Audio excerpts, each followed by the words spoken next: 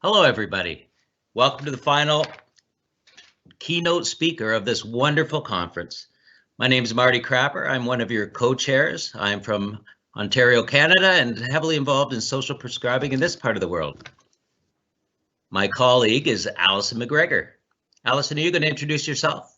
Yeah, I will. I'm absolutely delighted to be here with Marty this afternoon in this session that's looking at the future of social prescribing, and really looking forward to just sharing the afternoon with you. Thanks, Marty.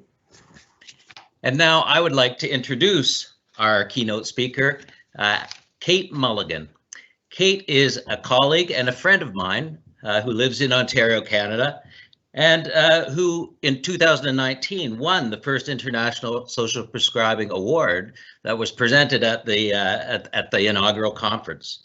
Kate's been a director of policy and communications for the Alliance for Healthier Communities in Ontario for a number of years. And she has been throughout that time a persistent and successful advocate for social prescribing and really has been the champion for it and behind the growth that we've seen in social prescribing in our province. It's been a really exciting time, and Kate has been our leader.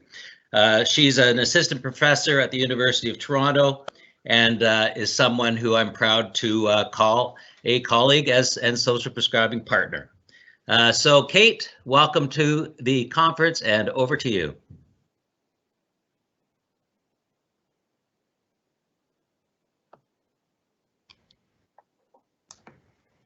Hello, everyone. It's Kate Mulligan here, calling you from Toronto, Canada. I want to begin by acknowledging that I'm coming to you today from the traditional territory of many nations, including the Mississaugas of the Credit, the Anishinaabe, the Chippewa, the Haudenosaunee, and the Wendat peoples, and is now home to many diverse First Nations, Inuit, and Métis people. Today, I'm going to be sharing with you a little bit about what has been happening here in Canada during the year of COVID-19 and what that means for community leadership and social prescribing. I'm going to share my screen with you and go through a few slides that help me have this conversation with you today.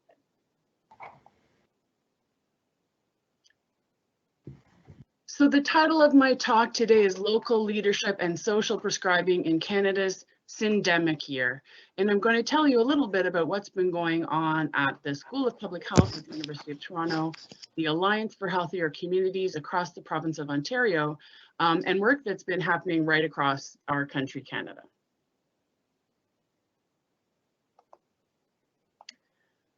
I want to begin by talking about COVID-19 as a syndemic. And I'm going to begin with this map of Toronto. And so for people interested in the rest of Canada, forgive me, I'm going to focus for a few minutes on this city because it's where I live, it's where I sit on the Board of Health, and it's where we have the most data about what's been going on with COVID and how it intersects with other health conditions, social conditions, and political conditions, and what we as community have been able to do about this. So I want to draw your attention to the northwest corner of the city. That's top left corner of this map. You can see that it's a dark color. That means that they have been heavily impacted by COVID-19 over the course of the pandemic.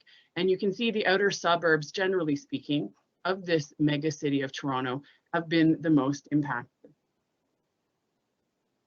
And that's because, as I said, COVID isn't just a pandemic. It's what researchers sometimes call a syndemic. It intersects with other health conditions in populations. And together, these other health conditions and the impacts of COVID are exacerbated by social, economic, and political environments. And here in Canada, that includes colonial and industrial legacies. So approaches to public health, approaches to healthcare that have a hierarchy of human life or have a one-size-fits-all approach to taking care of one another. Neither of those legacies has been equitable or healthy, particularly for these populations. So very quickly, I'm going to go through a number of maps that all look more or less the same. So even if you don't know the geography of Toronto, just keep your eye on that northwest corner, the top left of the map, in the areas of what we call Etobicoke, York, and North York. Here we have a map of the percentage of working poor individuals. These are the essential workers that have not been able to stay home during COVID, but have continued to go out to work in manufacturing, in delivery, in long-term care, in healthcare, and so on. Here we have a map of precarious housing and racial segregation, showing predominantly Black populations and high numbers of evictions. So we've got precarity and we have a racialization of this precarity. Here we have a map of the built environment. This is walkability, but I could also show you access to transit. I could also show you ownership of private automobiles, and they would all look very similar. There is a gap here, an absence of accessible green space, built environment, and adequate transportation. So these folks are going to be taking the bus. Here's a map of food bank use. You can see that northwest corner standing out as well. We've got food insecurity. Here's a map of the digital divide, the proportion of residents worried about their ability to pay their home internet bills. Again, you can see that northwest corner is affected.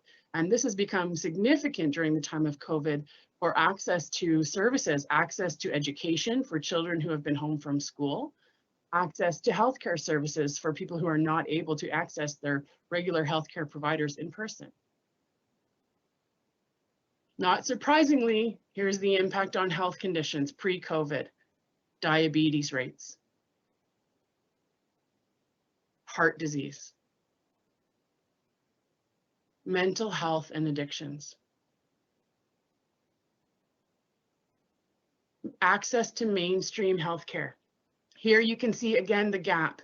This is access to family health teams, which is a model, a team-based model of access to primary care services. And there's a big gap in that northwest corner. Similar gaps in the other corner as well. Just a reminder, we shouldn't be surprised when we layer all those maps together that the highest rates of COVID-19, the highest risks, the highest exposures are in that northwest corner and in similar neighborhoods across the city and in similar neighborhoods around the country and in similar places and communities and populations around the world. Happily, one thing that we can say is that these neighborhoods are well served by a very particular model of comprehensive primary health care, and those are community health centers. So we are part of a global movement that tries to incorporate work on the social determinants of health, community development, community governance and leadership about healthcare, and serving health equity, meeting the health needs and removing the barriers to health and to health services for those communities that need it the most. So the northwest corner of the city, you can see in between the numbered highways 400 and 427, for example, they are served by community health centers. And likewise in the other outer suburbs and across the city, and as I've mentioned, across the province of Ontario and in many provinces in Canada as well. So this is a way forward, and I'm going to explain a little bit about why. One of the main reasons is because we've been doing social prescribing. And we've seen the work of social prescribing expand beyond the walls of our community health centers. After embarking on the social prescribing journey through our prescription community project a few years ago, and I'll tell you a little bit more about that later on in the presentation, we're now starting to see the growth. We've shared what we've learned, and others are climbing on board and doing this work too. So we have, for example, the University Health Network, Canada's largest hospital system, on board working alongside community health centers and food justice and food security organizations to offer food prescriptions and other emergency services to people who need to address their social needs during COVID-19. So they're already doing that, and you can see the headline here: social prescribing is helping those vulnerable populations during the pandemic. Of course, our work on social prescribing that involves meeting those immediate needs like housing, like food, and like wraparound services during COVID isn't the same thing as making the big P policy changes that need to happen to really address some of the systemic issues. but it can give people a breather while we're doing that longer term work. It can help meet people's needs in a very immediate way during this time of crisis. You can see also that there has been a lot of focus on social isolation and lots of new programs being offered. And here's one that has been in the news recently, bringing music to seniors to combat social isolation and loneliness. So those are two examples from outside our walls that have been taken up during this time of pandemic. Now, here are a couple of good examples of what we've been able to do as well. So here is a picture from a community-led pop-up testing site where we are taking a culturally responsive, culturally appropriate approach to meeting people where they are. What we were finding was that people were not able to access mainstream mass testing centers and facilities because they faced transportation barriers in getting to hospital. They faced long histories of racism and exclusion in their own lives and in their communities that made them mistrust the large institutions of mainstream healthcare, or they faced issues around taking time off of work or affording access. So we focused heavily on bringing the work to the people. And so you can see this is a converted TTC, Toronto Transit Commission bus that's gone to a community.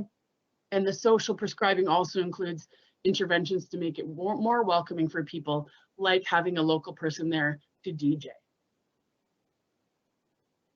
And one of the benefits of this work that really has extended to wraparound supports for people in communities in not just testing, but also now in the conversation around vaccination and building up people's confidence in the vaccine, given their histories of discrimination or oppression, we are becoming recognized. Community agencies are being seen as leaders who are able to do a very hyper-local, complex systems approach that meets the needs of every individual and every population, every apartment building, every small town, in a way that is very tailored and very individualized and very much co-designed by the people. And this is very much in the spirit and the practice of social prescribing. So we're starting to be recognized, for example, in the Toronto City's COVID-19 Equity Action Plan. And we're starting to be recognized in the Public Health Agency of Canada's equity approach to COVID-19 and beyond. And so this is something that we've been able to do. And just to take you back to this, one thing I should mention about our testing and soon to be vaccination sites is that social prescribing, sometimes by that name and sometimes by other names, happens right then and there. So not only are people provided access to testing for COVID, but they're screened for their social needs as well, and referred and offered supported referrals to supports for social isolation and supports for material determinants of health, help with ensuring the security of their housing and their jobs when they're worried about isolation or worried about providing for their children should they become infected with COVID or be required to self-isolate. So that social prescribing happens right at that moment, because we really strongly believe that every door should be the right door to supports for your social determinants of health, and that is particularly necessary in the time of COVID. We're very happy to see that our agency, our leadership, our offerings and our capacity are becoming more recognized at multiple scales across the country. And this is due in large part to the groundwork that has been laid through our social prescribing work. So I want to step back and share a few lessons that we learned from that pilot project.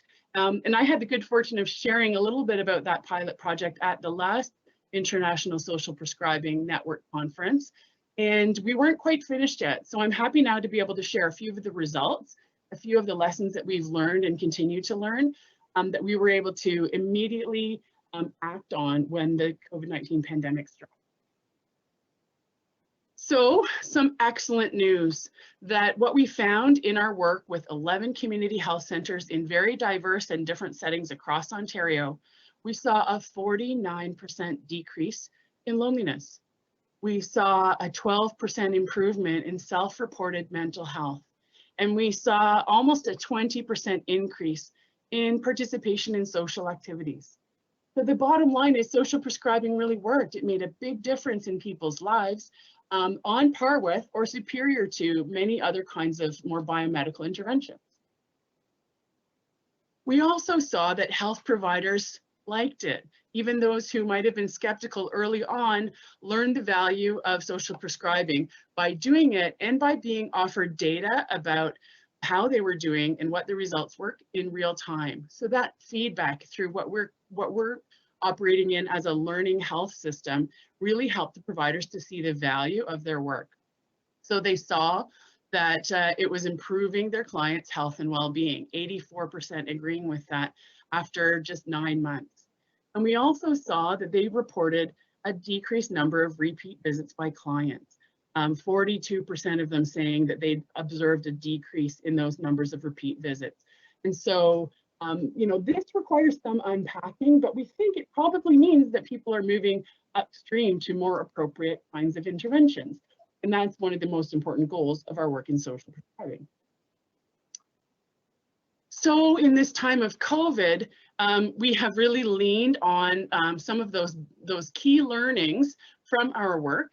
And you can read our entire final report and have access to our academic publications and a detailed how-to guide on our website, which is allianceon.org.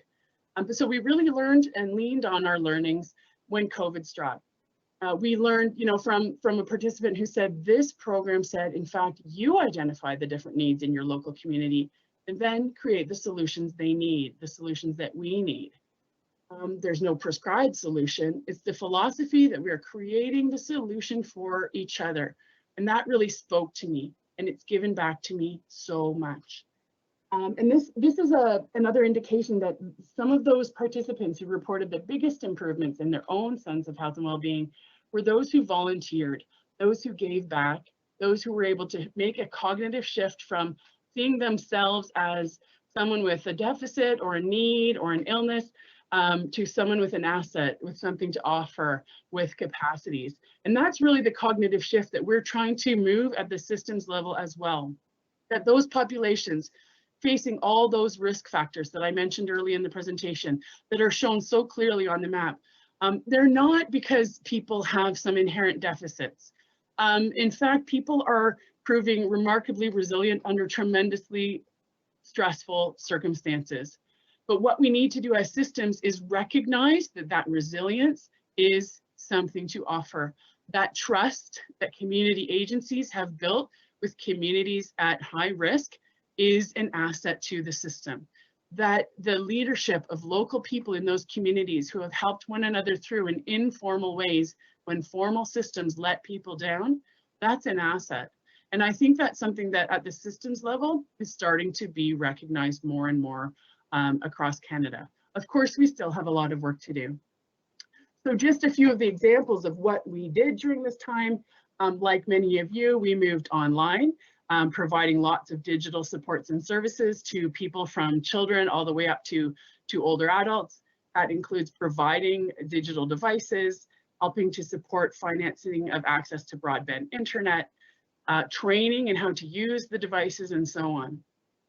We also did lots of mail outs and drop-offs of essential food and medication and other items, you know, check-ins on people, telephone trees, activating volunteers, but also some drop-offs of simple things that showed people that they belonged. And we know from the research how important that sense of belonging is to well-being. And we know from our own experiences of this time of pandemic how challenging social isolation has been for many of us. So, you know, something in the mail that says we're thinking about you includes, you know, arts activities, includes a little bit of food, can go a long way to well-being. So that's a bit of the range of what we've been working on. And what we found is that in some communities, we're actually serving many more people in terms of our health promotion, community development, and social determinants of health work than we were pre-pandemic, because there's been such a focus on that. When it comes to meeting the needs of COVID-19, there are a few key principles that have been really important. And so when it came time for for testing, for example, we followed what we were calling the 4 R's. That's on the right-hand side of the screen here. You know, reducing context, but really focusing the, how to do that at that very local neighborhood level. Releasing neighborhood level data to guide decisions and ensure accountability. If we didn't have those maps, we wouldn't be as far along. So we made sure that we were able to release data that helped us make good decisions. Represent Black, Indigenous, and people of color and other diverse community expertise at decision-making tables. You can't make good decisions about community without community, right? We have that expression, nothing about us without us. This needs to be by us, for us, and we need to have the right people at the right table to guide those decisions. And then finally, we need the resources to make it happen. We have the know-how, but we're a small part of the health and social care system. We need to resource community health in many of its forms to lead those trusted and strengths-based local approaches. Moving to the other side of the screen, this is that we came up with the 5 C's when it comes to addressing vaccine hesitancy, or what we call, you know, building vaccine confidence amongst populations at high risk or who have, you know, mistrust or other concerns about accessing vaccines. So we need communication that's clear, that's trusted, and that's culturally relevant. We need co-design with community and clients. We need to collaborate across silos in health and social systems. You know, community health centers can't do this alone. Neither can hospitals or public health. Neither can tiny community agencies. But we all have important roles to play. And the more we can collaborate, the better we can take action and do it swiftly. We need to be collecting disaggregated data about our sociodemographics and our race. This is something Canada was not doing very well pre-pandemic.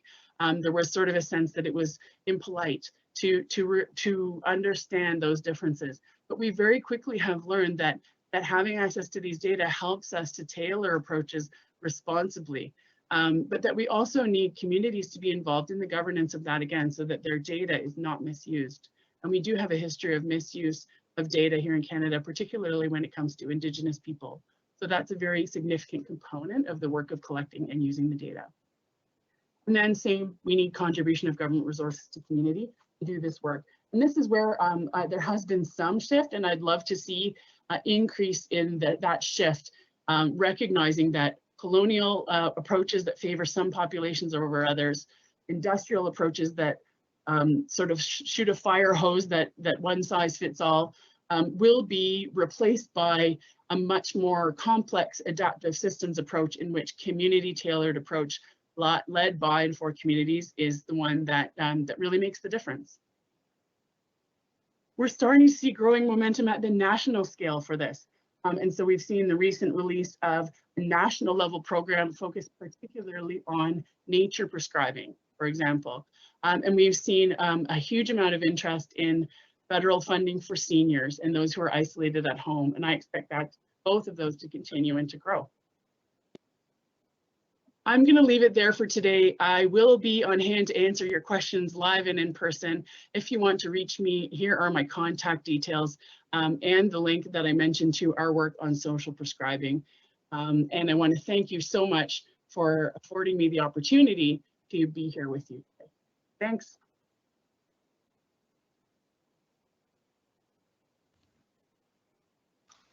Thank you so much, Kate. A fantastic overview of the great work that's being done in Canada, and specifically Ontario.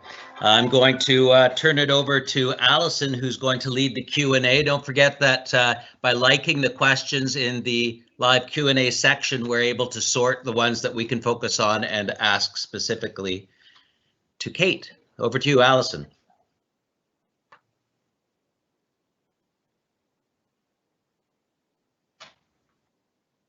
You're muted, Allison. Just unmute. Sorry, I'm too excited. Kate, that was absolutely fantastic as always. I never ever listen to Kate without learning something new, and I've been tracking the comments in the chat and in the question and answer, and overall there have been just so many comments about how much we feel that we've got to learn in the UK, and I'm sure other people in other parts of the world. I would really like to kick off with a question around what you think, Kate, has been the key ingredient that in the success of your work in Ontario, in Toronto in particular? I know that that's a really difficult question, but I think when we look ahead to the future, I think there's like fantastically great work that you've done that probably is work that you've built up an expertise over years. But could you share with us what your insight is into the key ingredient that's really helped you to get to this place that you're in today? I think there are several, Allison, and thank you for the question. I think the number one is the pre-existence of the community health center movement here in Ontario and right around the world. That, you know, we already were doing the kind of comprehensive primary health care that communities facing barriers to health really need. So Marty leads a community health center in a rural area that is underserved by many other services, and so needs to wear many hats and provide many different kinds of health and well-being opportunities to people in his community, for example. And we follow what we call our model of health and well-being. You can see it on our website at allianceon.org, where, you know, our focus is already there on health equity, on being governed by community, on being responsive to community needs, and so on. So I think that those preconditions were quite helpful. And it's not beyond the capacity, though, of existing organizations and centers to follow that model or a similar model based on where they are. And, you know, we're going through a journey of integrated health and care systems here in Ontario, just like many places around the world. And what we're trying to do is encourage others in the system to follow the same similar model and to incorporate it at other scales, at the regional level, the province level, and the national level, for example. I think that's really the most important thing, that we already had people ready to do the work. And in fact, when we did our prescription community project, we didn't provide the money for link workers, for example. We used existing staff, and it wasn't easy because those staff were already stretched, but they managed to pull off some pretty amazing results using the resources that they already had with sustainability in mind. We did find, though, that it would be really helpful to get funding for more staff, to full-time people to do this work, and that's what we're headed for next. So I think that's the most important thing. And then just during the time of COVID, our ability to do things digitally has also been very important, both in terms of offering services to people, but also in terms of advocacy. We have been able to make a huge difference to achieve major changes at the systems level by using social media, for example. And so we have, you know, early in the pandemic, Canada and Ontario and Toronto were not collecting socio-demographic or race-based data. In other words, we didn't know how it was impacting different populations differently. And we didn't have the evidence that we now have that Black populations, new immigrants, and so on were at higher risk and at being higher exposed. So it was our ability to pivot on that, use the fact that community health centers have been collecting these data for a long time to show that it's doable and worth doing, to rapidly make that happen. So it's a bit of a combination of what's happening at the local level and shouting that up to the provincial level, and never giving up. Thank you, Kate. We've got some fantastic questions, and many of them are about the challenges that you've faced. And there's one particular question from Jan Rooney that I just want to read out to you. It's quite a detailed question. She says, this is such a great presentation, which we all agree with. She's wondering about the intersection between the individual and the systemic oppression that people are facing.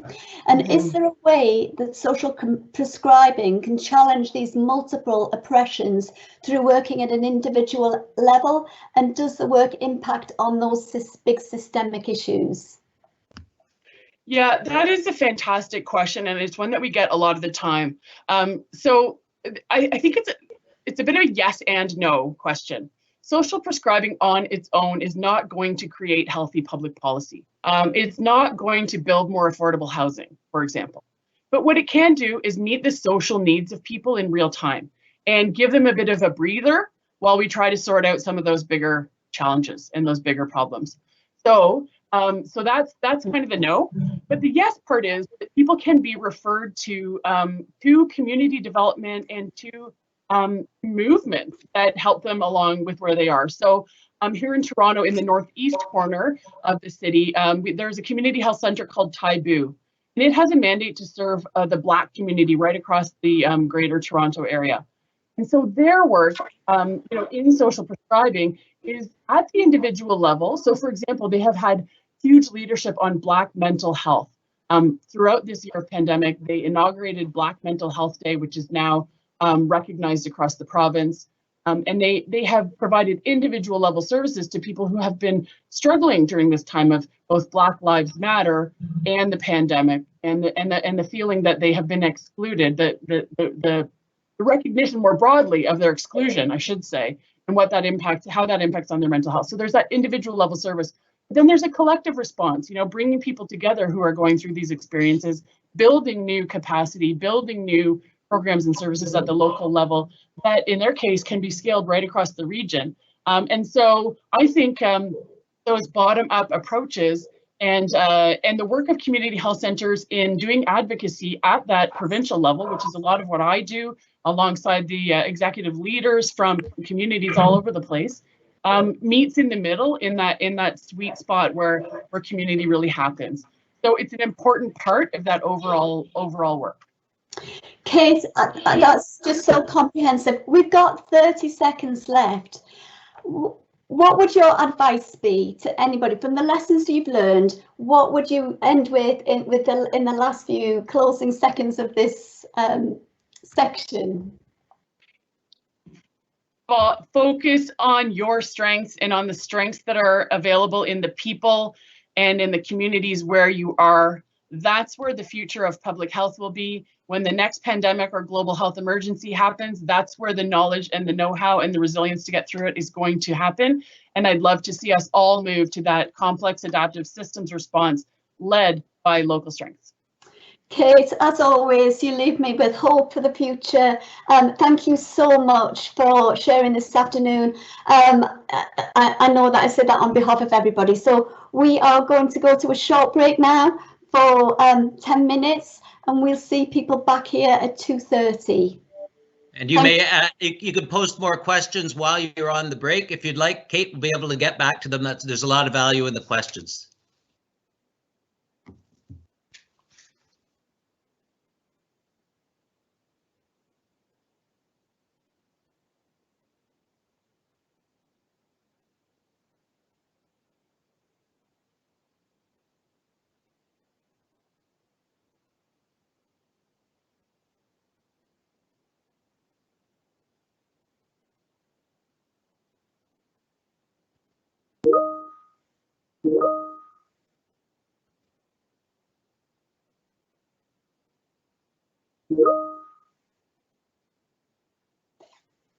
Hi, Ali and Marty, that was great. Yeah, that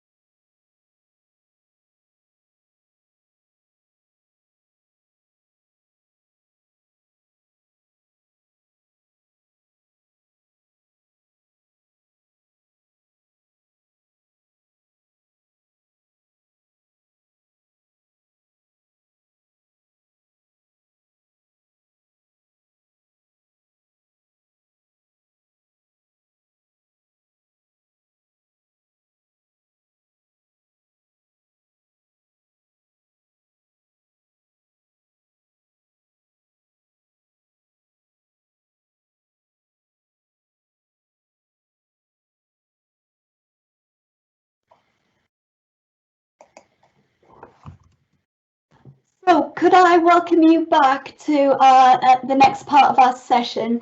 It's my pleasure this afternoon to introduce you to our next speakers. We've got Sarah Robens, who is an incredibly experienced evaluator and researcher, working with the Southwest Academic Health Science Network at the University of Exeter, and she is accompanied by Dr. Bogdan Chiva-Giurca. Not sure if I pronounced that right, Bogdan. One of those people that you just know as Bogdan and everybody knows Bogdan. So probably needs a little introduction from me, but Bogdan has been leading lots of the work around the Social Prescribing Champion scheme in medical schools, and has done some amazing work over the last 4 years, and is also the founder of the International Social Prescribing Day. So I'm going to hand over to Bogdan and Sarah to talk about the future of social prescribing. Over to you.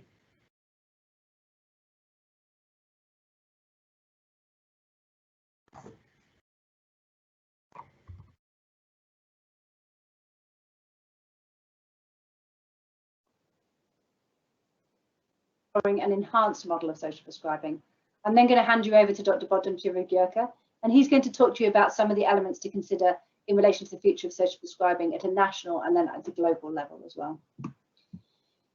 So, as I just mentioned, I'm from the southwest of the UK, where we work very closely with the Institute for Social Prescribing. So I have had the privilege of being quite close to the 5 test beds across the southwest.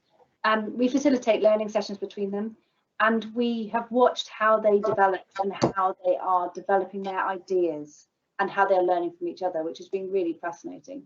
Part of the work that we've done with them was we invited them to our Spread Academy, which is a 3-day training to help people to understand how to spread the things they are doing that are working so well. So how do you take something that you think is fantastic and engage others to help them to do it themselves? As part of that process, the test bed started to think about what it is that's where are the overlaps between them, and what is it that they're doing which is enhancing traditional models of social prescribing. And in thinking about this, we've really started to unpick some of the key elements, and that what I'm going to share with you today are just some early thoughts around this, the structures, the culture, and the communication, which become the main elements of this model. So as you can see from this, I mean, structure, culture, communication, but the bit where it really makes a difference to this enhanced model is where they come together. So traditionally, you might have a structure which would really focus on outcomes, but what is missing often is a structure that's focusing on the cultural shifts that's needed to really get social prescribing off the ground. Likewise, you might have a culture which is very traditional in its way of working, and structures which reinforce those traditional, sort of probably more biomedical perspectives on things, rather than having a culture which allows people to try things out, to do things differently. So some of the things we're unpicking are what are those key elements, and how do you get to that point in the middle where you've got this enhanced model where structure, culture and communication are coming together in order to create something that's really different and really new. So I'm just going to quickly pick up on some of the key points. In relation to structure, what we're seeing and what people were talking about was the importance of the community in. So it's that idea of what can we do at community level to keep the community well, and then to hold complex cases more closely in.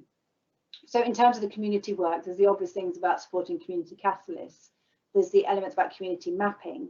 And they also talked about having social prescribing units as the catalyst to make it happen for the community. So they have become, in some places, they are the people to whom members of the community go to with new ideas of things to do and to say what is needed.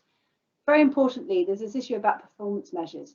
So having performance measures that enable link workers to spend time on community resilience, rather than performance measures that may actually stop them from doing it, because it's not actually what they're being measured against. It's not the thing that they have to do in order to tick the boxes. So there's something around having a structure which enables this more outward looking focus for social prescribing. In terms of culture, really importantly, the creation of a shared purpose. So in particular, they talk about the triad of VCSE, primary care and local authorities. So making sure that right from the start, engagement with all three, but there is a reason for them to come together to do it. There's a shared purpose to these activities. So important. The other bits of culture are very much around engaging positively with clinical staff. How do we get clinical staff who might be reticent to the idea of social prescribing to really see the value? So a lot of the work that they've been doing is around using stories and evidence to help people to understand that, but also to really give permission for people to try new ideas. So if you have permissive leadership within a structure that allows people to think of things differently and encourages people to do things differently, then that will help break down some of those barriers within the culture. Also, very practical things that people talked about doing, such as linking NDTs into communities. So having community groups come into NDTs and vice versa. So having this link, it's an ongoing working relationship. It's not separate anymore. You're having this working relationship where people engage with each other's processes, which helps to create a culture whereby people can work together more closely. In communication, there's just so important to be able to tell the story of what link workers are doing well in the language that makes sense to those who need to hear it. That is the really important and often quite difficult thing to do. There's that element about creating systems of ongoing communication with communities. So often what seems to happen is you set up, for example, a community map. It doesn't get renewed. It becomes not particularly useful because it's not up to date. So there's that whole thing about how do we create systems of ongoing communication with community organisations to create reciprocity of impact and effort. Foster closer working practices in primary care between GPs and link workers. So what can you find for them to do together? In many of our test beds, they have found ways of GPs and link workers working much more closely together, which enables that mutual respect to grow and for each other to see what the outcomes are of their work. And finally, I mentioned it earlier, but co-production of community mapping with the community is absolutely key. So this is again about how you create ongoing communication within the different elements of social prescribing. And one of the key parts of that is a co-production of community mapping, which was seen as extremely important. As I said, absolute whistle-stop tour through something which we are just starting to develop. And I'm very happy to pick up on this with people afterwards. But for now, I'm going to hand you over to my colleague, Bogdan, who will take you forward with the next part of this. Thank you.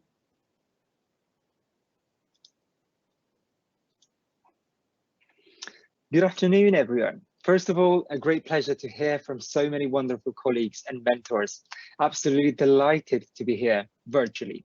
Of course, gutted not to be able to hug everyone in person, but virtual will have to do for now.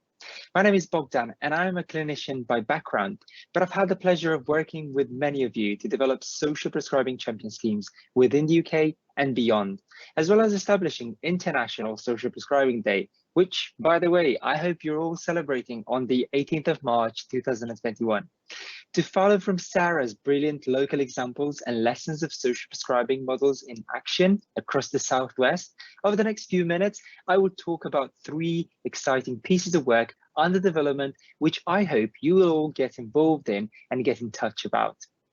Social prescribing is and has been a representation of and a reflection of the passionate and enthusiastic people supporting it. So first and foremost, for me, it is future workforce. You're probably expecting this from me already, but I believe long-term change can only happen by ensuring the future generation of healthcare professionals is adequately prepared for what's to come.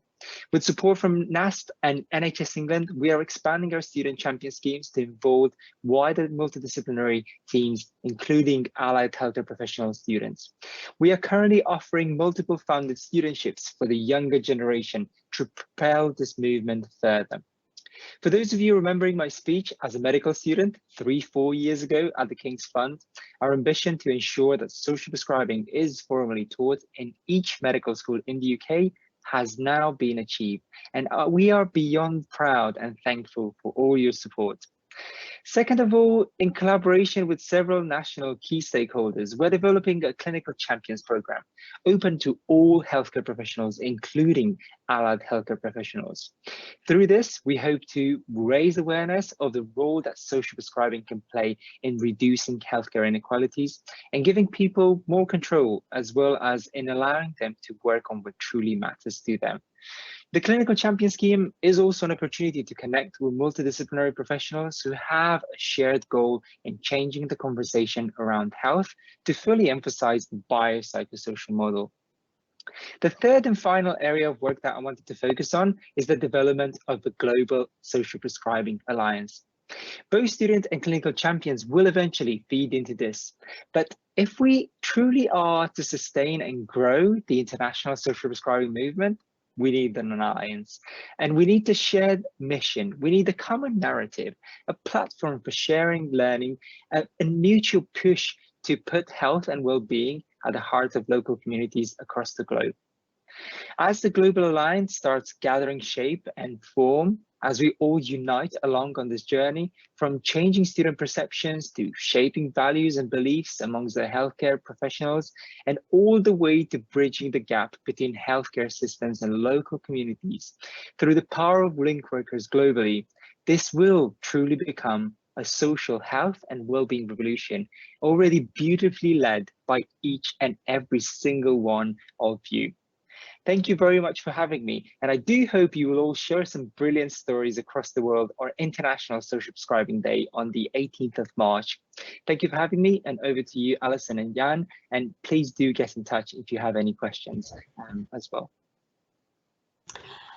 Thank you very much, Sarah and Bogdan. An absolute pleasure as usual, and we are finding ourselves yet again stretched to think about what we need to do next. So thank you so much. It's my pleasure to introduce you to our next speakers, who are Dr. David Robinson, who is a consultant geriatrician at St James's Hospital in Dublin. He's also the co-chair of the All Ireland Social Prescribing Network, and along with Orla Walsh. Orla is a project manager working in mental health and wellbeing programme in the Health Service Executive in Ireland. So over to you, David and Orla. Thank you. Thank you very much, and thank you for the opportunity to present to the 3rd International Social Prescribing Conference. I'd like to thank Dr. Dixon and Dr. Polly for giving us this opportunity. I'm David Robinson. I'm co-chair of the Social Prescribing Network of Ireland and a consultant geriatrician in St James's Hospital in Dublin. And with me is Orla Walsh, who represents the health sector. Hi there. Yeah, thank you, David. Orla Walsh. I work in the mental health and wellbeing programme within the Irish Health Service, known as the Health Service Executive.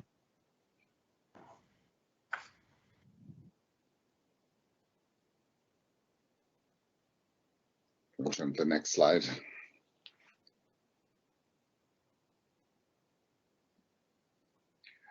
So just to go over what we're going to talk about today, we want to cover how social prescribing has evolved in the Republic of Ireland over the last few years.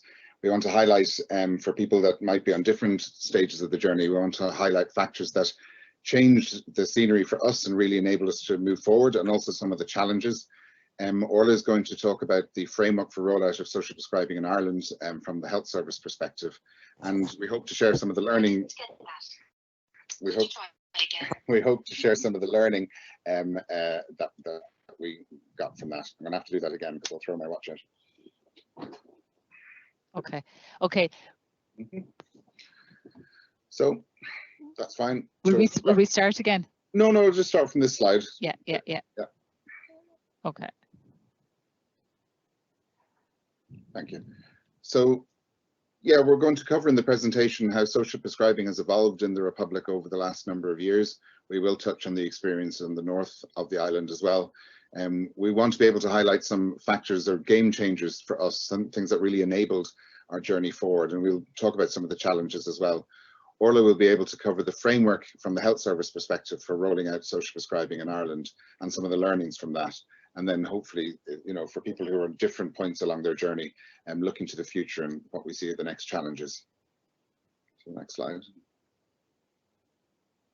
So in 4 years, so the first social prescribing project in Ireland actually started in 2013 in Donegal, but it really took off, I think, with the formation of, in the UK, the network in 2016, and in Ireland, the network in 2017. We had a number of conferences over the years that helped foment that partnership and grow, and we're up to over 30 sites at the moment now in the south of Ireland and growing. So go on to the next slide.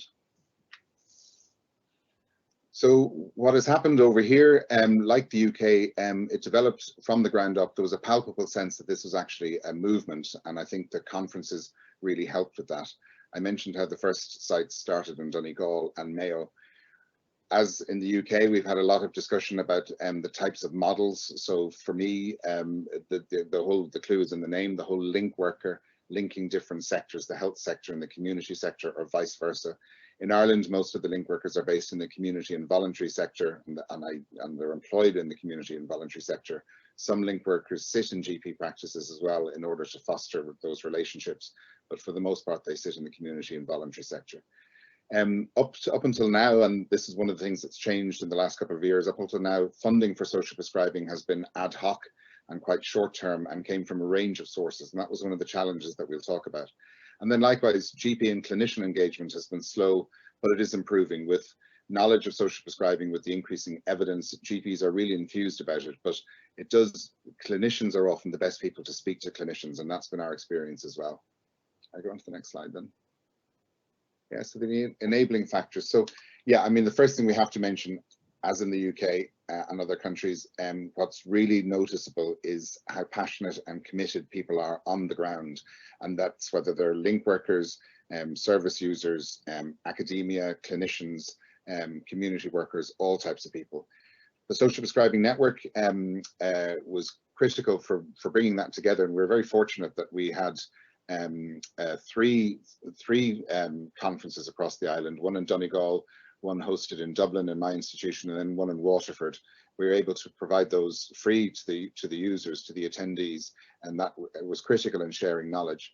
The Sláinte Care Integration Fund, we want to talk about it probably in a little bit more. The idea of Sláinte Care was the idea that the healthcare system has to do something different in order to get more value for money, and particularly as the population ages and healthcare usage increases. The philosophy of Sláinte Care was that it's the right care delivered to the right person, to the right place, in the right time. And social prescribing was, in the sense that it's demedicalizing and it's bringing the person, the service user, back in control, ticked an awful lot of those boxes. Again, as part of that, social prescribing has been written into the programme for government from a document in 2020, and that's hugely important because that'll be across all sectors and departments. And we have to shout out to our colleagues in the north of Ireland and in England in terms of what we've learned, and the willingness to share experience and evidence and models of care has been hugely helpful in us developing our own. And then the last thing to mention in terms of game changers, obviously the COVID pandemic changed things for everybody in so many different ways, but one of the positive things that came out of it is the agility and flexibility of people delivering social prescribing projects to respond to local needs. So it's been a challenge, and I know it's been an issue that link workers turn into support workers, which was never the intention, but that willingness to help and go online and facilitate all of that has been hugely important to our development. So the next slide then. Great.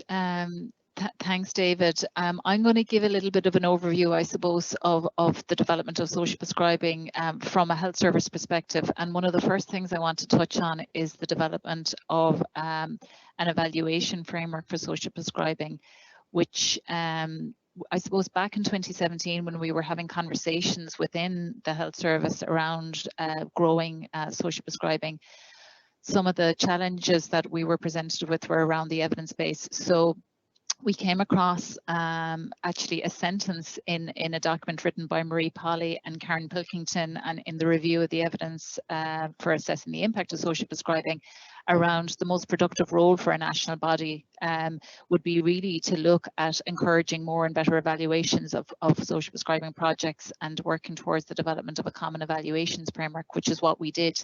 So that was published last year, and as part of that we also conducted an evaluability assessment to really explore, I suppose, what were the challenges around collecting data to support evaluation from the perspective of social prescribing projects around the country, and how we as a health service and as a system could enable and support the collection of data to enable good quality evaluations.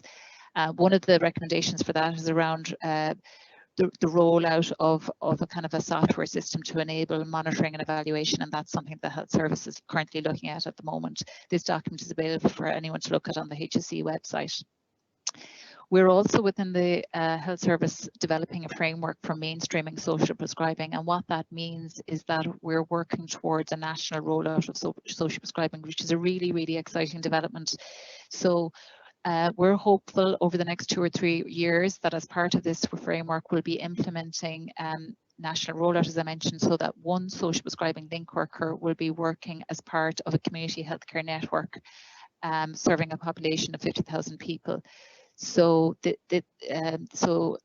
the moment, as part of the development of this framework, myself and my colleague Anne Sheridan in the Mental Health and Wellbeing Programme in the HSC are having conversations with all sectors of the organisation and the community and voluntary sector. So within the health service, we're talking to our colleagues in primary care, in mental health, allied care and social care professionals around the access points and the routes of referral into and out of social prescribing.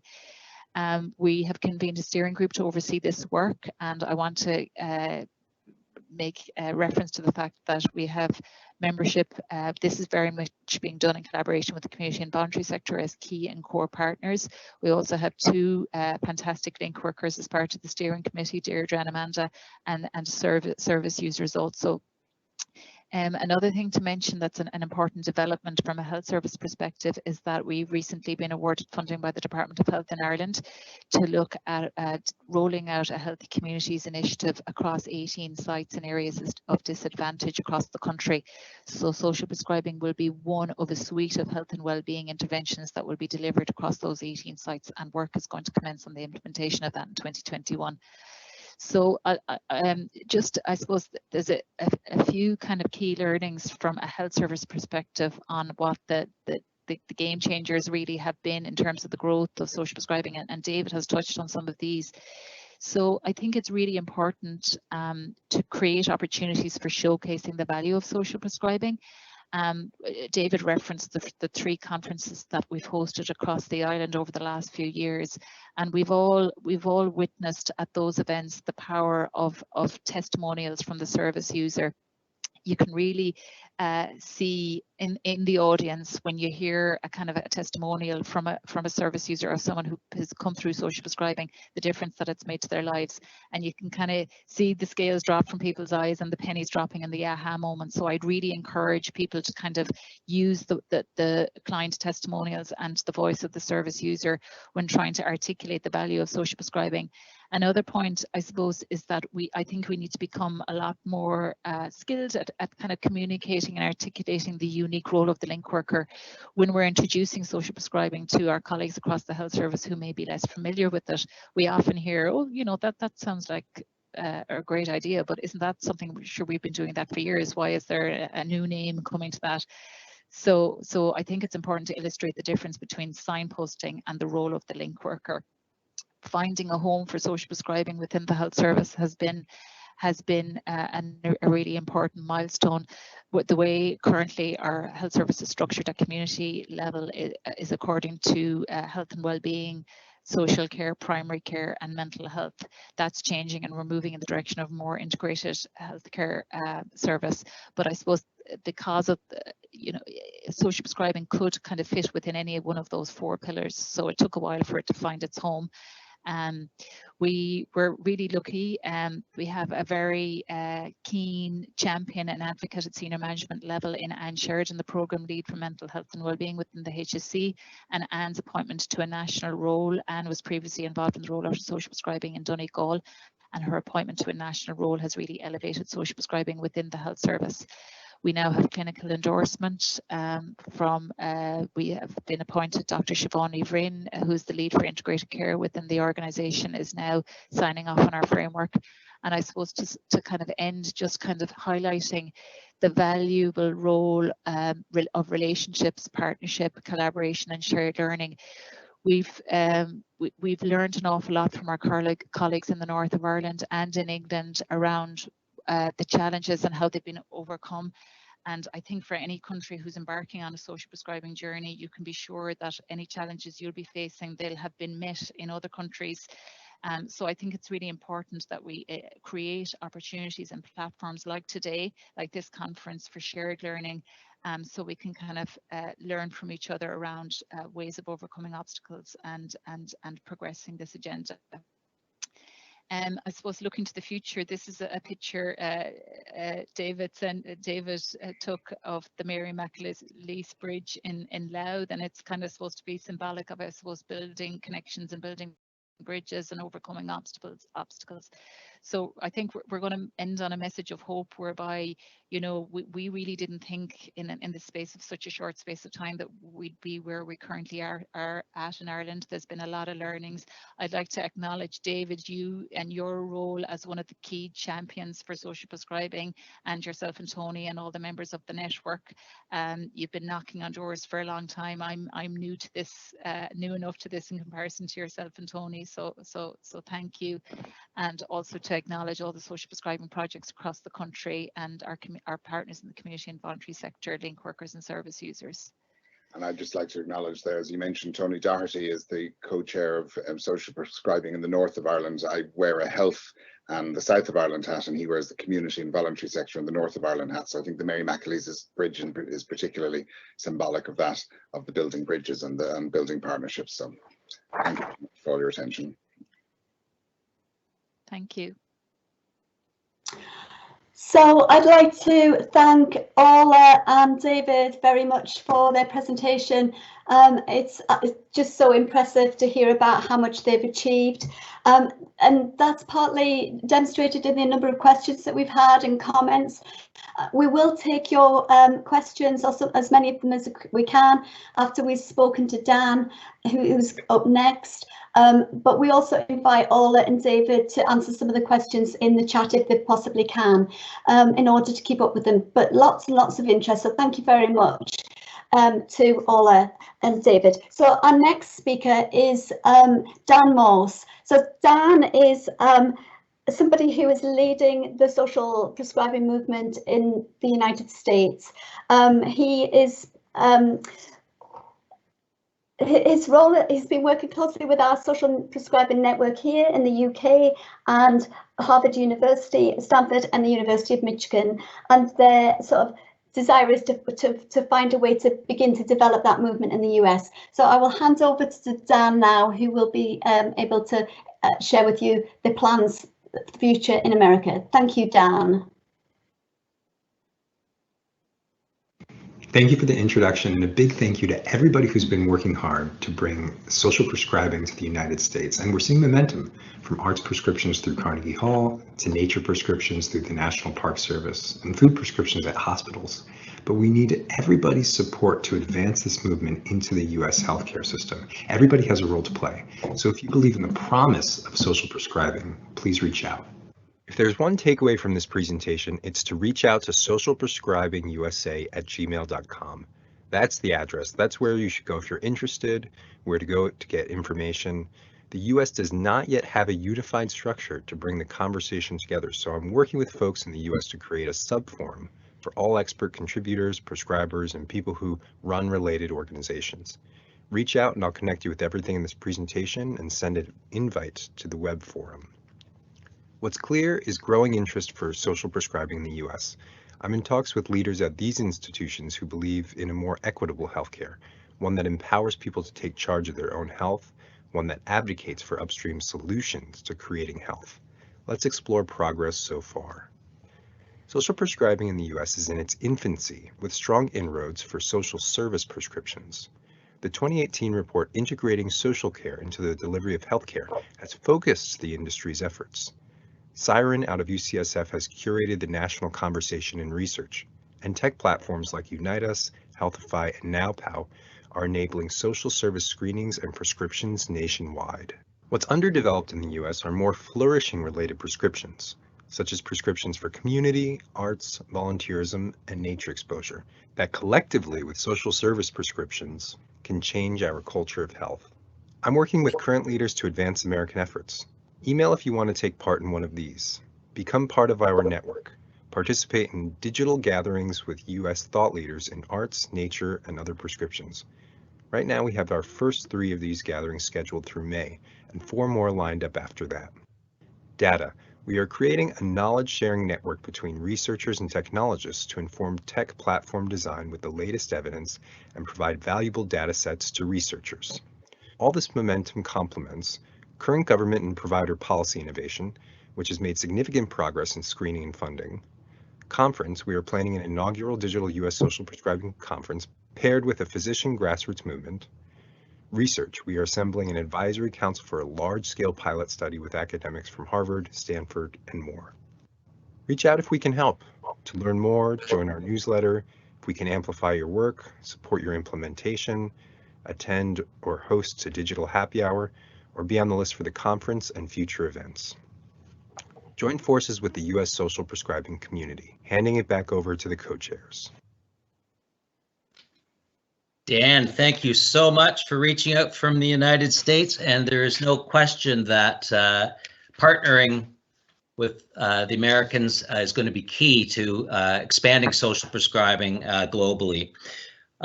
We have about 12 minutes maximum for questions, and I've been trying to derive themes from the 3 presentations we've had. And a lot of the comments have to do with communications, and all 3 presentations touched on communications. So I'll begin with asking Sarah, and anybody who wants to chime in, what have been your the lessons learned on the key steps to communicating effectively with clinicians in order to grow primary care in the health service? Thank you, Marty. So I think there's still some more work to be done on this, and it would be really great to hear from other people's opinions on this. I was looking through the chat and the comments, and people are coming up with all sorts of interesting examples, which is really good to read. I think one of those things is about creating those open channels is really important. So giving people the structures through which to communicate. There are often barriers that are put in place between, professionalism, for example, can put up those barriers and stop people from having open conversations between community and clinicians. I think that's a big thing. There's that particular emphasis on the importance of, I think somebody said in the chat, what is it that clinicians want to know? How can you have those conversations? What is important to them? So there's always that the importance placed on trying to get to the bottom of some of those questions. So what is it that's of interest to the different people involved in this kind of work, and how can we bring those interests together? And I think there's quite a lot of work to be done on that, as I think we've seen throughout the last couple of days. Actually, it's one of those bridging the gaps moments which people are moving towards, but that sort of having a shared purpose and a shared understanding of what the need is and how we can solve problems for people, I think is a really important way to take that step forward. Thank you. There are also interest in not only the communicating with clinical services, and there were successes touched on with medical schools, but some questions about how do we engage students from other professions. So in any of them, the arts, we need, has anybody had any lessons or thoughts on how we're going to engage other parts of the academic world? Well, I'm glad you're mentioning that, Marty, actually, because that's a brilliant question, and I think there's a purpose to learn together. And I presume one of the facts is that students spend at least a couple of years. So if you're in medical school, you will spend 5 to 6 years within your nearby community. If you're in arts, you will spend at least a few years there. So I think what we need to get better at is connecting students in local academic hubs and with the local communities as well. And there's great examples across Arts for Dementia hosting art students and medical students at the same time, and it's a bi-directional learning effect. And by them collaborating together to support the patients involved via Zoom, the students bring in the energy, they support the patients, and then they also learn at the same time.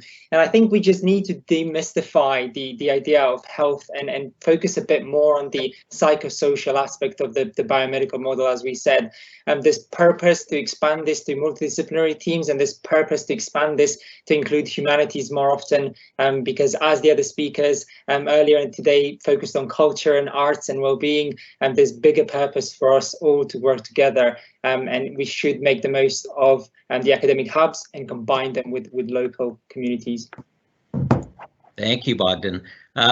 For Ireland and Orla, I suppose, not Martin, you have talked about the collection of data and use of it to communicate with policymakers. Any comments on successes or challenges that you're having on that front? Yeah, thanks, Marty. I suppose for us, the development of the evaluability and the evaluation framework was a really important step.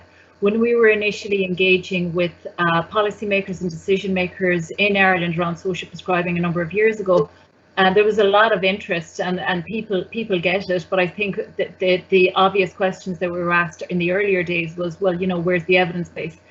So as I mentioned in the presentation, we came upon that review conducted by Marie and her colleague Karen just at the right time, where it was basically saying, you know, if we want to be able to affect change, we need to work on gathering an evidence base to support social prescribing.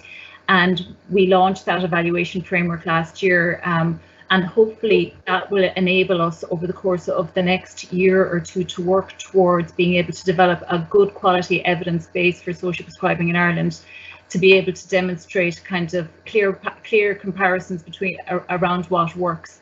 And we specifically included an evaluability component within that study. And evaluability, which was a new concept to me at the time, was essentially about looking at, is this intervention, is it possible to evaluate it? And if so, how can we as a health service and a system enable social prescribing projects around the country to collect data to support evaluation? And that report is available on the HSE website. It's worth having a look at because, you know, in Ireland, most social prescribing projects are kind of funded, you know, it's simply just the role of the link worker which is funded. So there isn't an awful lot of money there to do external evaluation. So there's an onus on us as a health service to be able to build the capacity for evaluation. Part of that, we're looking at having a software system to enable the data collection of data and outcome related evaluation also. So that's one element of it. But we're on the journey, Marty. There's a way to go yet. And I can say that the availability of international data to all of us trying to grow social prescribing is key. When we just talk about Ontario data to Ontario policymakers, it isn't nearly as powerful as talking about data from around the world, which is what makes this session so exciting. A question for Dan, speaking of exciting, how do you see social prescribing working within a background of non-universal healthcare? You're on mute, Dan. That's a great point. You know, I think within the United States, it's a complex system where there's a lot of different players involved. And I think a lot of what the focus primarily will be with health insurers who are really incentivized to keep costs down. I think a lot of the research by Marie and co that was referenced earlier has been foundational in some of our early conversations. In the United States, there's a health worker role called a community health worker, which fits in line very similarly with a lot of link worker roles, though it's almost exclusively focused on social determinants of health prescriptions, social service prescriptions. And I think that social prescribing can be adopted on top of just those prescriptions to also include more enriched community development and referrals. And so those are sort of the two initial outlets that we are in conversations with people who are exploring. That said, there are some health systems that are more forward thinking and might more likely be early adopters of social prescribing. And so we're in talks with those people as well. But I think the sort of ways in which we're trying to approach the movement in the US is first working with these initial people of interest to get more evidence, also doing the happy hours where we're bringing together these cross-sector groups to raise awareness of the work and also identify these early adopters, and then building out more of a playbook and a practice, really learning from everybody here in order to add fuel to their fire. Well, that's great. I can hardly wait for our border to reopen so I can come down to one of those happy hours and share with you. They're digital for now, but yes. I'll be there. Probably our last question, but comments on adherence to language such as link worker versus community health worker. I think it was David who may have touched on the slide towards support worker from link worker. Open to anybody. Any comments on adherence to language and social prescribing?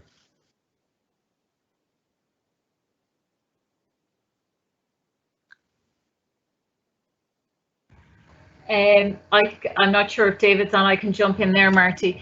Yeah, like we have a lot of debates in Ireland around language with regard to the role. And you know, no, we haven't necessarily reached consensus. The one term that most people seem to get on board with is the title social prescribing link worker. But yeah, for sure, there's lots of different names that are utilised around the country, such as community healthcare referral. But mainly the role of social prescribing link worker or social prescribing coordinator is the most common term that's used for the role in Ireland. The challenge we have faced in Ontario is that lots of people say, well, we already do that. We don't need to change. We don't need to do more of that. And thus the need for, and many of our experiences, using language that is specific to sort of a high fidelity kind of thinking when it comes to this program. Yeah, I was just going to add in there, Marty, I think that's a really good point. Is that in the test beds that we've been working on locally, I think there are different terms used in different settings. And there is something about the value of having people make their own identity for their own program, so that if people are investigating and developing their own approaches, having a word for something that they identify as doing what they think it does is really important. However, on the other side, there is also something about being signed up to using the same terminology as a national program in terms of legitimacy. So it's a bit of a difficult one.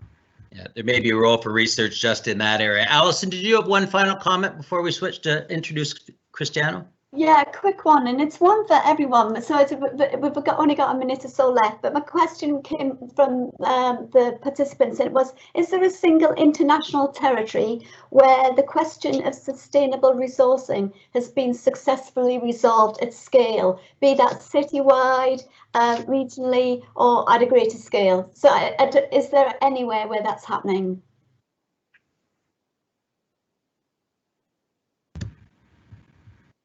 I don't think I would know the answer to that one. Maybe this is the one that actually gives us a challenge in terms of going forward in the future. So I think what we've hearing today are some incredible examples of really embedded work, thinking, different ways of being. But I think that question is perhaps a challenge that we close this part on. Fantastic. Well, thank you so much, you three. And we are now going to move on to the final three presentations. And as Alyson did, I'm going to introduce them one at a time, and your questions going into the chat box will help us do Q&A after. So Cristiano Figueiredo is from Portugal. He's a rare physician who's chosen to integrate his work directly into social prescribing, and he's the co-founder and manager of the social prescribing program in Lisbon, Portugal. And in this presentation, I think you'll agree that his sky is the limit approach and attitude to we can do it are the key ingredients to social prescribing in Portugal and around the world. Over to you, Cristiano.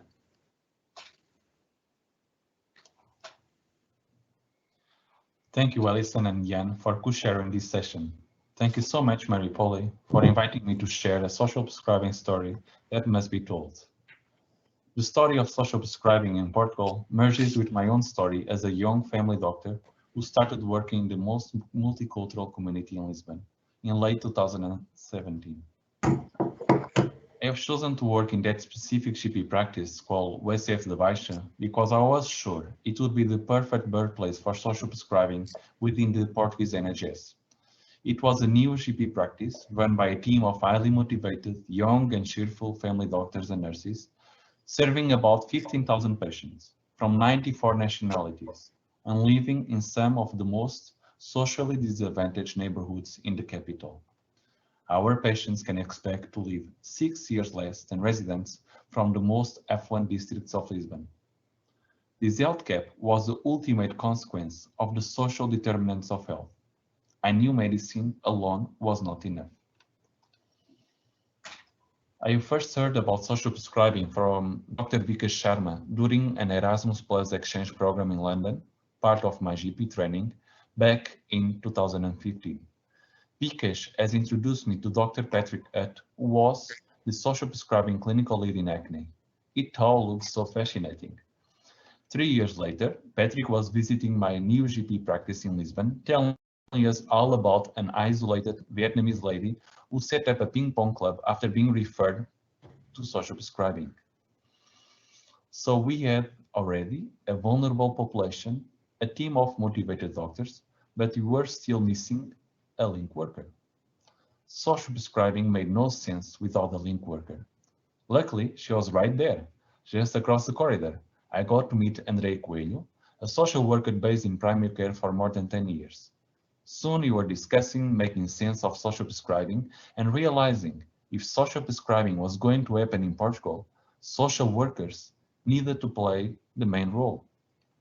Now, just the community sector was missing, but not for long. When we first invited the local social sector leaders to discuss social prescribing, we had an impressive turnout. I remember them saying it was the first time the social sector was called by the health sector to build something together. We had monthly meetings to discuss a project plan and procedures that would fit everyone's needs and expectations. In September 2018, we were referring the first patient to social prescribing, and many more followed. Doctors were referring patients to social prescribing in numbers never seen before by the previous social service, and for totally different reasons. Social isolation, social benefits, physical activity, mental health, and migrant integration were leading the top of social prescribing referral motives. Almost 300 patients got referred to social prescribing during the first 15 months of the project.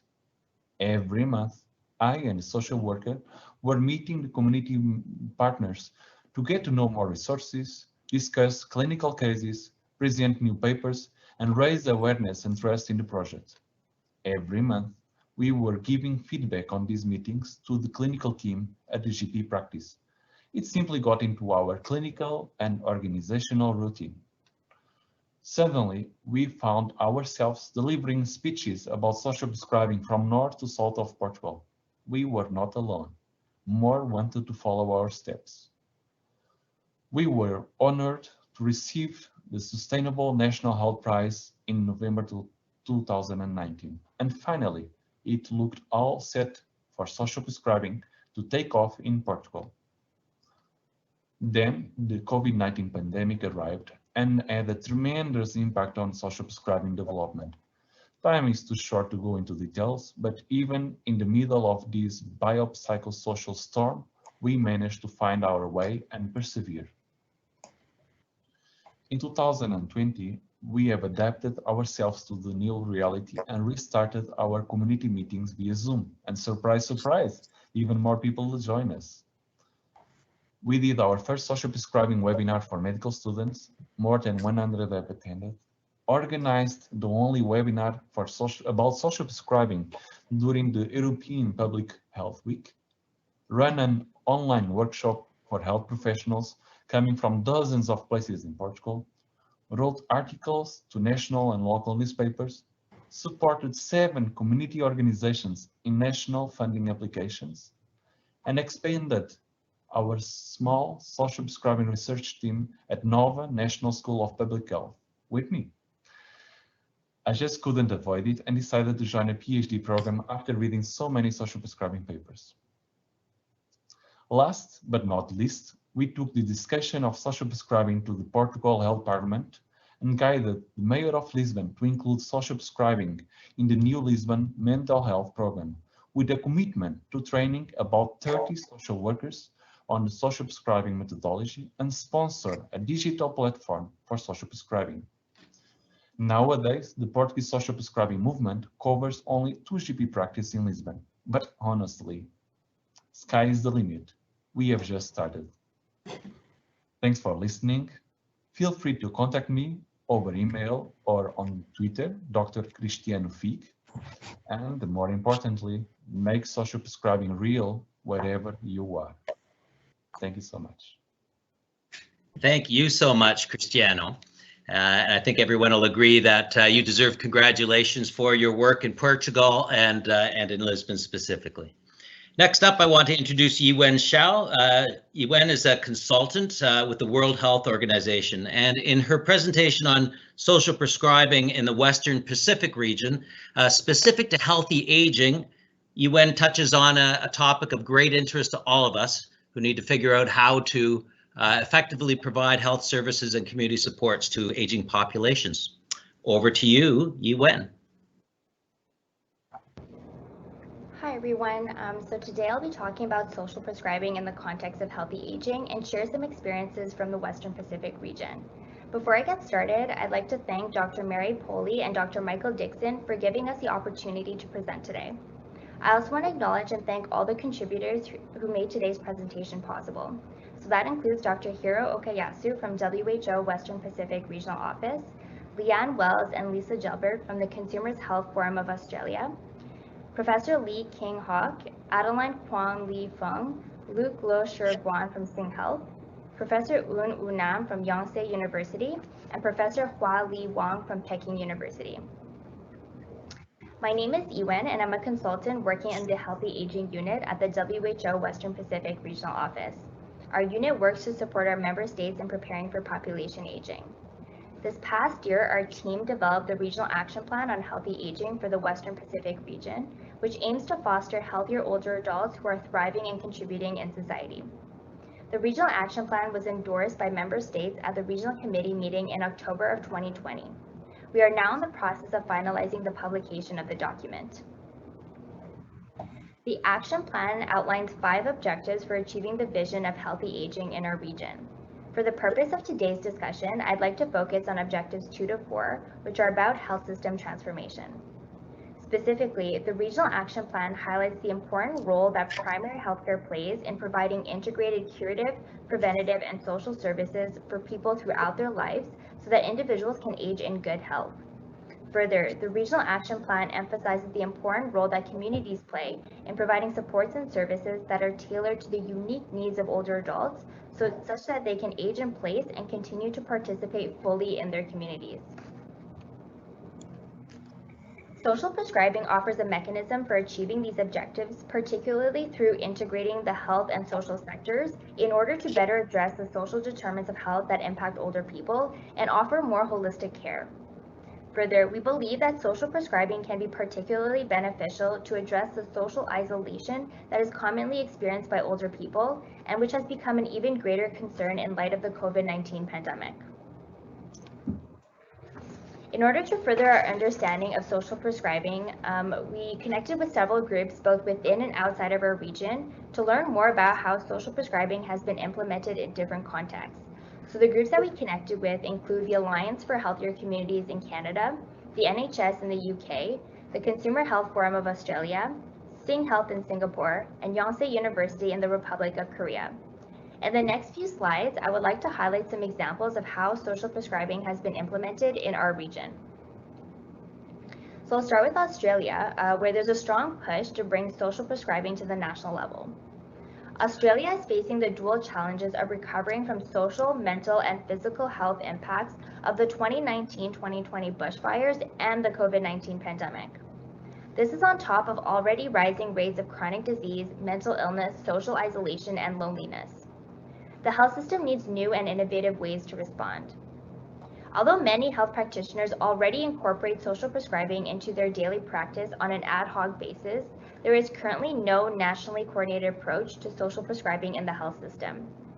Policy and advocacy work to get social prescribing onto the national agenda has been led by the Consumers Health Forum, which is a national peak body for health consumers in Australia, and the Royal Australian College of General Practitioners.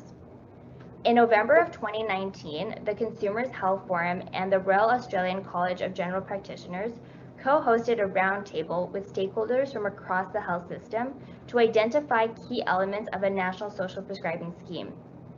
While each social prescribing program needs to factor in regional variation and local community needs, key common elements proposed for successful social prescribing schemes in Australia include the following. So a link worker role to facilitate individual referrals and coordinate and maintain social prescribing networks, the use of existing relationships, infrastructure, and knowledge within community and social services, training, resources, and administrative support for the link worker role, and finally, coordinated evaluation to measure outcomes and compare outcomes across different programs. The hope is to see social prescribing included in the 10-year primary healthcare plan currently being developed by the Australian government, with funding to support implementation through the national budget process. Next, I'd like to introduce Singh Health's e-social prescribing initiative in Singapore, which is focused on bridging the digital divide for older people. The COVID pandemic has directed our attention to technology as an emerging social determinants of health. Social media and mobile technology are no longer just new ways of communicating and keeping in touch with friends. It is increasingly becoming a critical gateway of access to essential services and food. It has even become an extension of one's identity, and it is used to tag individuals in transactions and contact tracing. In Singapore, many facilities and amenities require the scanning of QR codes that are linked to contact tracing apps such as Trace Together and Safe Entry, which are Singapore's hallmark national platform in contact tracing. It became apparent that older people need to acquire the skills to breach this digital exclusion that could potentially hinder their well-being. As a secondary care facility where patients stay for an average length of 21 days for post-acute care, Singh Health Community Hospitals felt it was incumbent on them to front-load the task of addressing technology as a social determinant of health. And so they developed and delivered an e-social prescribing training program that teaches essential skills to enable older patients to get connected to the digital world. In the Republic of Korea, Yonsei University developed a social prescribing pilot project in 2019 under the direction of Professor Woo Nam. The pilot was implemented in a rural setting by the community library, and the Healthy City Research Center was responsible for planning and monitoring. The Town Welfare Center, the Sub-Health Center, and the Agriculture Center were all cooperatives of the pilot, and the project was funded by the Korean National Research Fund and the Yonsei University Link Plus. Student volunteers from 3 local universities also supported the implementation of the project. The main social prescriptions that were offered included musical therapy sessions, such as group dance sessions and singing sessions. Other programs that were offered include physical exercising programs, programs for COVID-19 face mask making, and community farming. The WHO Western Pacific Regional Office is now in the process of developing a social prescribing implementation toolkit for our member states. The implementation toolkit is primarily designed for community health centers that are interested in leading or overseeing a social prescription pilot with the intention of eventually scaling up the initiative at the community level. Our toolkit proposes 5 steps for implementation. Step 1 is to put together a core implementation team. Step 2 is to make a list of available resources and assets. Step 3 is to host a staff meeting with the core implementation team to formulate a plan. Step 4 is to get everyone on board, so that would include health workers, social voluntary sector, and link workers. And step 5 is to implement and evaluate. We're currently in the process of refining the toolkit and aim to have it finalized in the next month. The Social Prescribing Implementation Toolkit is currently being piloted in China, specifically in the city of Shangrao in Jiangxi province. The city of Shangrao was selected as a pilot site because there was strong government support for the implementation of social prescribing. The city also has a strong commitment for improving the mental health care of older adults, and they believe that embedding social prescribing into the local healthcare system could help advance this mission. The pilot project is being led by Dr. Hua Li Wang, who is a researcher at the Peking University Institute of Mental Health. The goal of the pilot is twofold. Firstly, the research team led by Dr. Wang will produce a report documenting their recommendations for improvements to the toolkit based on their experience following the steps outlined in the toolkit. Secondly, the research team will put together a case study describing the structure of the resulting social prescribing scheme in Shangrao and include intermediate and process outcomes from a preliminary evaluation of the pilot. At the time of preparing this presentation, the research team has put together a local multidisciplinary implementation team. They have also translated the implementation toolkit into Mandarin to facilitate its usage by different stakeholders, and now they're planning for service provider trainings. So as we advance social prescribing work in our region, we are very excited to be connecting with other experts around the world to continue our learning. We appreciate the opportunity to share experiences from our region today and look forward to ongoing discussions and collaborations with all of you moving forward. Thank you very much. And now I'd like to hand it back to the co-chairs. Thank you, Yi-Wen. Very interesting work that you're involved in, and we look forward to hearing more about it soon. Last but not least is Sir Tim Smith, who is not able to be here himself today, but certainly is no stranger to many of you. Tim is vice chair and co-founder of the multi-award winning Eden Project in Cornwall and is very involved in green social prescribing work. His perspectives on social prescribing are so welcome in a time when efforts to embed this approach in public policy can sometimes feel so challenging. In his presentation, Tim shares observations about the social prescribing journey in general and why he treasures our movement. His optimism is hopeful and contagious. Over to Tim.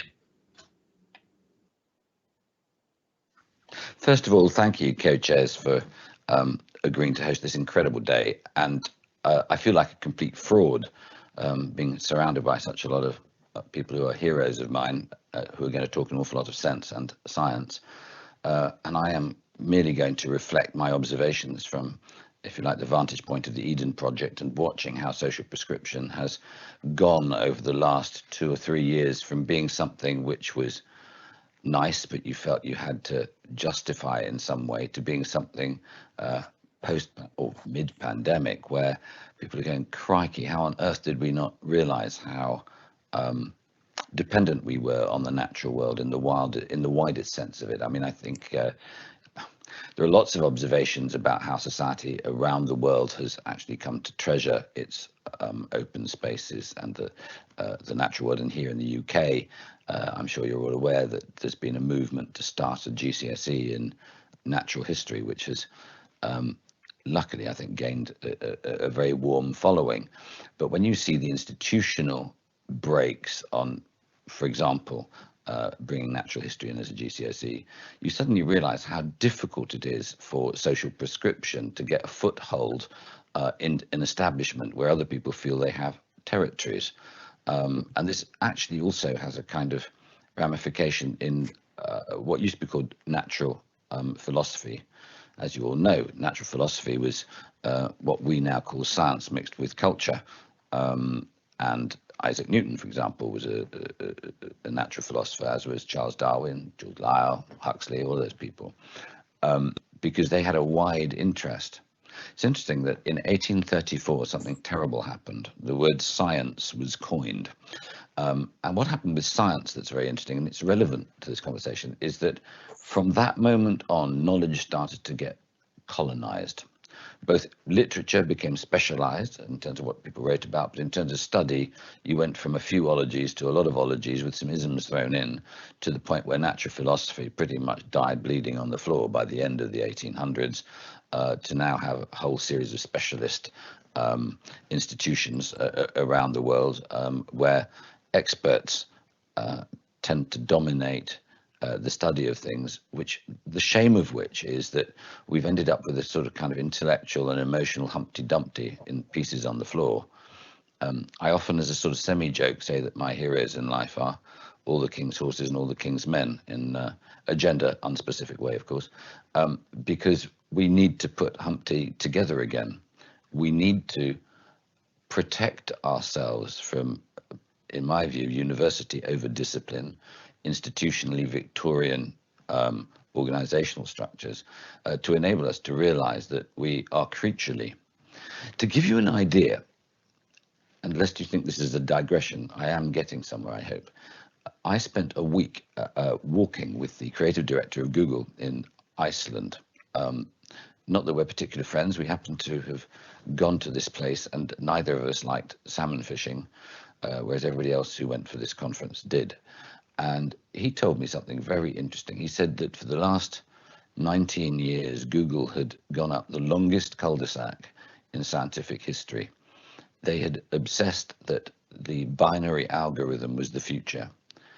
And it's only towards the end of this period, as in the last 18 months with the purchase of DeepMind AI, that they started to think that maybe the big mistake is that we're not industrial and we're trying to organize ourselves into industrial ways of thinking, when in fact the real world, the ecology, the systems, the neural networks of the natural world are the leaders of where we should be going. Which brings me back to social prescription. It is really difficult when you live in a world which has decided that outputs and the justification for grants and so on are based on measurable things. when your intuition knows and your understanding of the status of being a creature understands that you will be more healthy in a scenario where you are consistently interrelating with the natural world. We discover at Eden, we get people come here to walk the world, and they start being able to walk about 5 yards or something. And by the time, you know, a few months is up, they're walking a couple of kilometers. Partially it's to do with seeing marvelous things and the natural world. Actually, probably the largest part of it is it's a wonderful antidote to loneliness to be trying to take a target of something on as a gang of you. But the more you talk to people who are engaged in doing this and various other things that we do around the country, is that it is the combination of being in nature with other people, letting go of notions of wellness that are based in external factors, that people feel they have a sense of empowerment. I've been to a number of places, many of you on this call will know, because I've met you in your places, who say the same thing. It's about building an ecology. Social prescription isn't the same thing as here, go for a walk or go whatever. It is actually, the prescription is to let yourself go, be yourself more, be with other people, get the contentment of knowing you're not alone, and take your exercise or take your relaxation in company and in nature. The final thought I would have of this, having seen social prescription grow massively at Eden, we have a course too at the Lost Gardens of Mulligan with Dr. Lucy Loveday, who I hope is on the call, who has basically completely persuaded all my colleagues and all the members of Mulligan that being outside and in good company is good for them, and no one doubts it. If you need evidence, if that's the right way of putting it, of course there's lots of evidence in one form or another, but I'd point you in the way of the magnificent youngster Darragh McAnulty and his extraordinary book, The Diary of a Young Naturalist, which if you haven't read it, please, all of you watching, buy it and give yourself a treat. Here's this young lad who starts, the first paragraph or the second paragraph of the whole book says, when you're on the spectrum, as I am, he's quite seriously autistic and he lives with his family in Northern Ireland. He said, when you understand that people, when they talk, what they say isn't what they mean, what their body language projects isn't the same thing as their words, and so on. He said, for me, going out into the woodlands and knowing that every single day what I observed would be repeated, the patterns were understandable, it was the most profound reset to my soul I could imagine. Everybody watching just gets that, don't you? I mean, it is, there is something about the overcomplicated, pressured way that we lead our lives, which it's not that nature isn't complicated, it's fabulously complicated, but there are overriding simple principles which, when you breathe them in, do give you that reset. So I'm really proud to be amongst you today, and I'll be talking live a little bit later.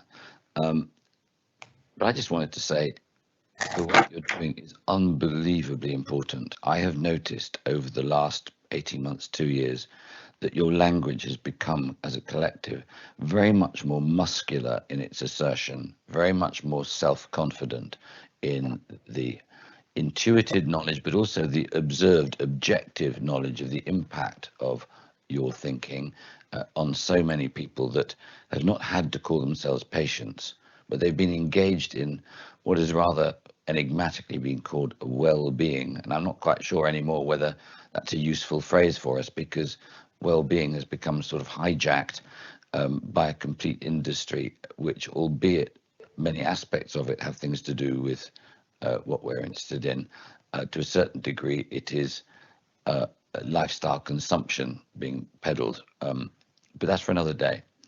I would say that we are on the verge of a really important point in humankind, and it's this: that in a largely secular age, the learning that we have had over the last few years, certainly over the last 10 years in terms of the invisible biome, if you like, the biome inside all of us, but also more recently, latterly, the understanding of the mycorrhizal world, the fungal world, the wood wide web under the soil, which is absolutely crucial to the relationships of plants. We're realizing that we are all creatures, all of us are creatures, that we're all interrelated. Life is just a force and we are a visible manifestation of it. The importance of that is that it has gone from, say, in 1969, when I might have been talking about we are stardust, Carl Sagan's famous phrase, but it got taken up by Hare, what is a hippie mantra. We now realize we really are all creatures made pretty much of the same stuff. So the whole notion of social prescription, in which we recognize that we feel better in nature, has the potential, in the absence of, if you like, organized religion, to just be a reflection of a movement, a kind of spiritual awareness of how we are part of this bigger weft and weave of life. And I'm not so sure as if what we are, never whisper it to anybody because this is incredibly clunky, but we are also a form of priest or priestess for a new way of looking at how we live.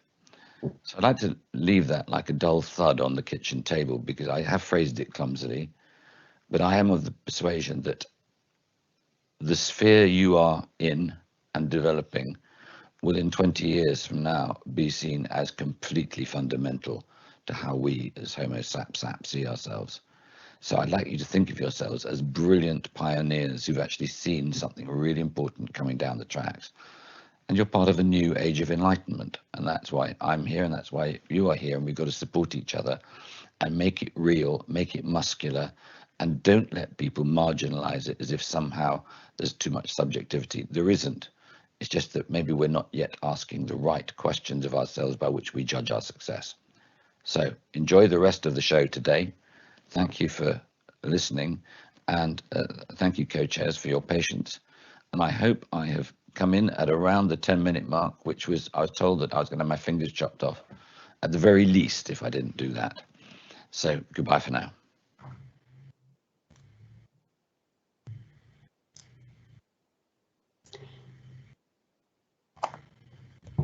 So I would like to thank Sir Tim for that fantastic sort of closing presentation of our international section this afternoon. We've got some time to sort of just take a breath and reflect and take some of the questions that have come up. We're really sorry Sir Tim can't be with us this afternoon, but I'd like to thank again Cristiano, Yiwen for their contribution. We'll come to you for some questions. That last presentation has left me speechless, which is a place that I don't very often find myself. I'm speechless because I think that I really believe that language is creates the house that we live in. And I think the picture that Sir Tim has painted of the future, the language that he uses, is the kind of language that makes things happen, makes stuff happen. I heard some different things this afternoon. Some things were around in Lisbon, how it seems you had some kind of viral spread, people followed enthusiasm. In the Western Pacific region, a different approach to bring people together, to implement a way of working that can spread in a different kind of way. And I'm really curious to find out perhaps what the speakers think about those sort of two ways forward, that sort of human intuitive way forward, a place that engages people, connects people, so that we get spread, and then looking at spread in a different way in terms of we produce implementation toolkits, and what does that help us to do? So could I invite, Tim isn't here to answer that, be part of this panel, but could I invite any of the speakers to comment on that, how you see it, including Marty?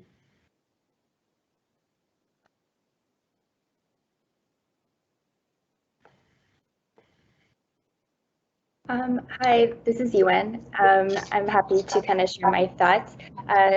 So I would say we're kind of new to the idea of social prescription, and we first actually connected with the Alliance for Healthier Communities in Canada to kind of learn more about it. And they're the ones who then connected us with some people in the UK from the NHS, with Singh Health from Singapore, with groups in Korea and Australia. And that's sort of how we started learning more about social prescribing and just the different ways that social prescribing has been implemented. And I think prior to that, we hadn't realized that social prescribing was already sort of taking place in our region. But having sort of being able to connect with all those groups really helped us learn about the different ways it could be implemented and the different functions it can play. And yeah, so based on those learnings, we're starting to develop this toolkit because we do want to encourage our other member states to take up this sort of approach to kind of bridge the health and social sectors. And in our case, it's particularly to address the health and well-being of older people. And I think having sort of this practical toolkit, because I think to get people started, it's important to give them some practical steps that could sort of get them started. But I think our challenge is to create something that's useful, but also kind of embed some flexibility in it so that it can be adapted to different contexts.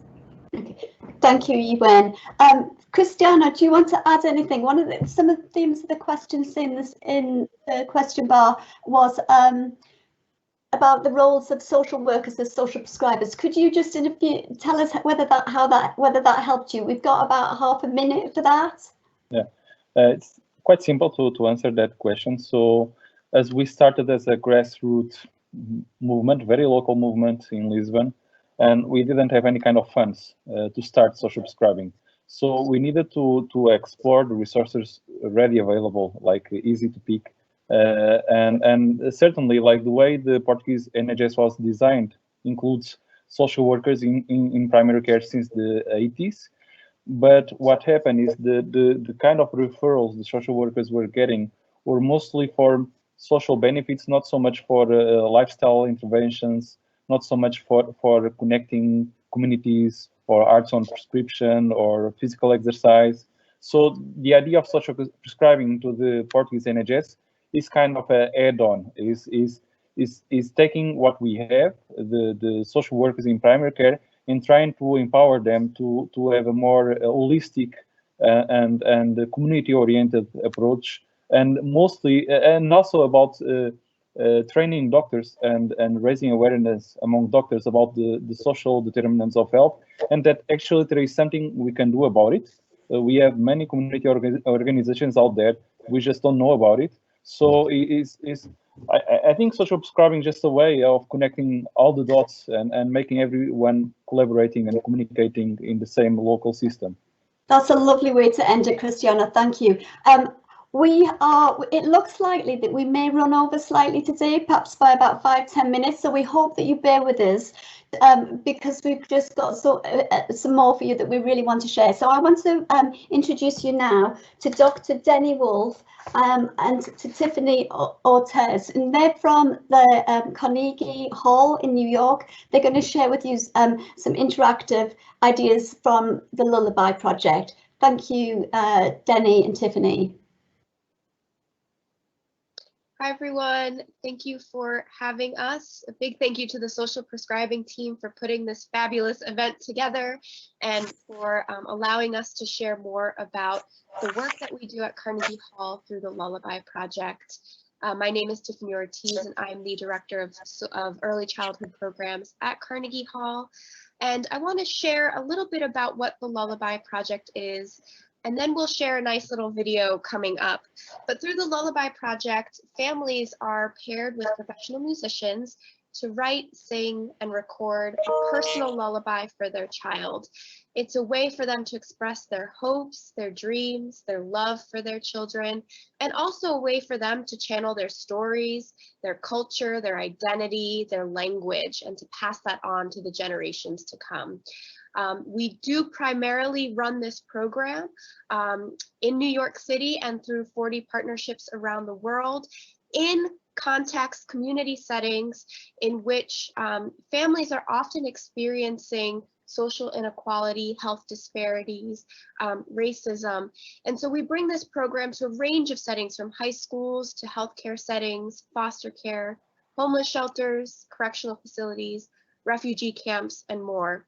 And the idea is to really support the well-being of these families, to support that connection between parent and child, and the child's early development. Now, the clip that you're about to see is featuring a young mom who we met in a healthcare setting, who was able to write a letter that then transformed into a personal song that she could share with her family, sing day to day, and really, pass on to her child. And so you'll see a little bit about what that process looks like.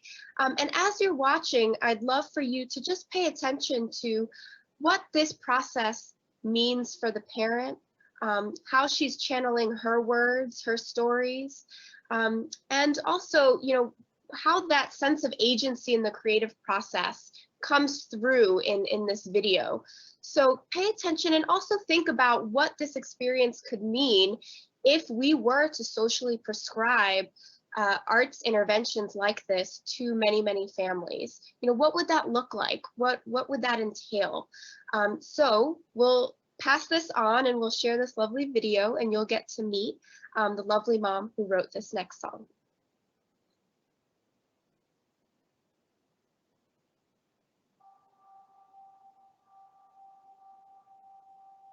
Hola, ¿cómo están? Mi nombre es Ariane, esta es mi bebé Amelia. Estoy haciendo este video para hablar un poco sobre la canción Mi Pequeño Pez. Pues cuando estaba embarazada, yo sentía como un pececito en mi pancita. Entonces fue una chica del hospital que quería que hiciéramos una canción de cuna para nuestro bebé. ¿Qué pasa? Que yo no sé hacer canciones, no soy experta.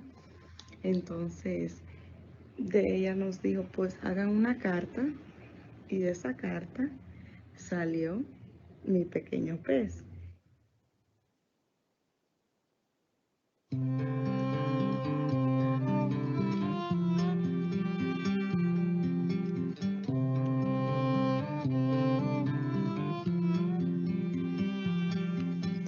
Mi pequeño pez, desde que estás en mi vientre, veo mi mundo de colores. Cada día que pasa, siento como tú, mi pez, nadas dentro.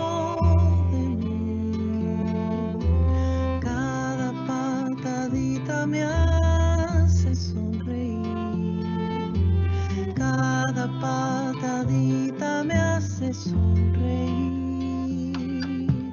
Siempre te protegeré, te cuidaré y te amaré hasta más no poder, donde quiera que yo esté. Siempre te protegeré, te cuidaré y te amaré hasta más no poder, donde quiera que yo esté.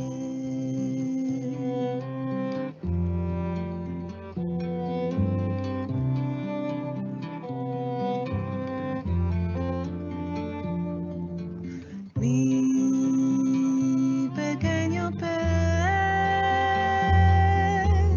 desde que estás en mi vientre,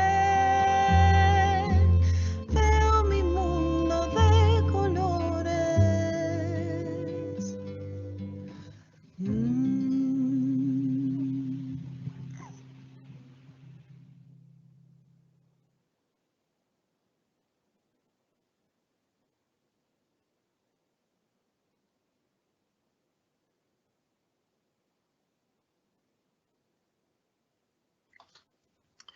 Well, I am not sure which one of us is speaking, so I think I'll chime up. And thank you so much for that beautiful ending to this beautiful conference. And that was lovely. Over to you, Allison. So we're going to go over to Denny right now, who was just going to pick up after the film clip.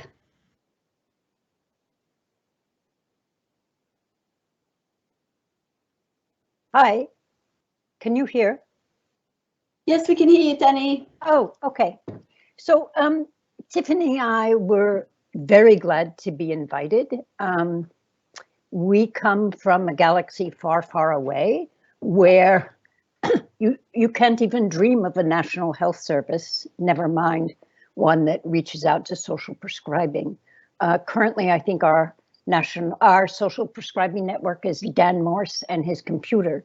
But I wanted to say that these past 2 days have been remarkable because they have shown us as potential social prescribing people how we might proceed.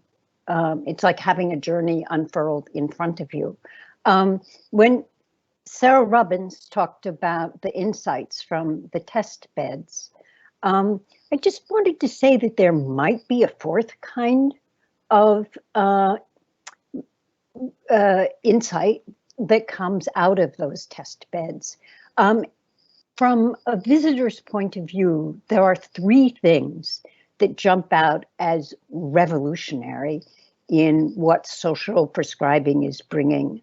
One is the transformation from client or patient to agent, the whole reconceptualization of the individual who is a part of the system, and the emphasis on not so much curing, but the acquisition of agency. And so it makes us think in the Lullaby Project, oh, we shouldn't just be looking at mother's language.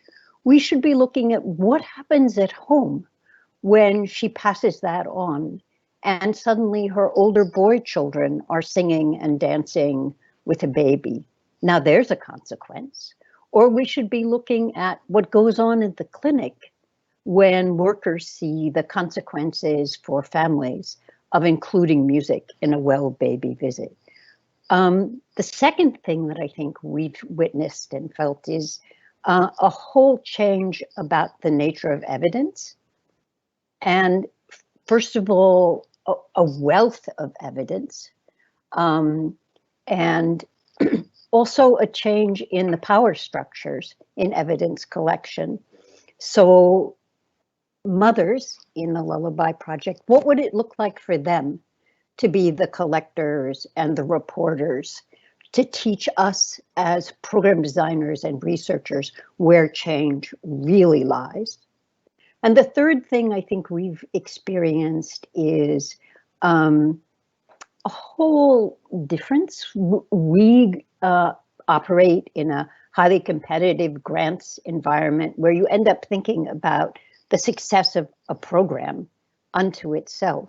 And what you've opened up our eyes to is it's not so much the success of the program just of and in itself, but it's whether or not that program connects to other things.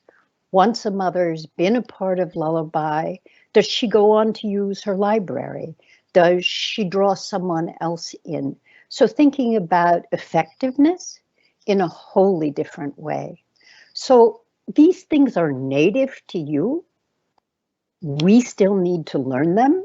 So one request we have of you is, as you go forward, please document, teach, share these very fundamental shifts in values and in insights, whether it's to researchers like myself, nurse practitioners, social workers, whatever. So we both want to thank you for this remarkable opportunity.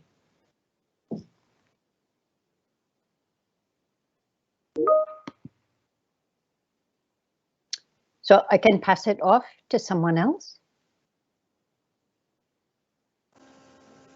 Tiffany, would you like to say a word?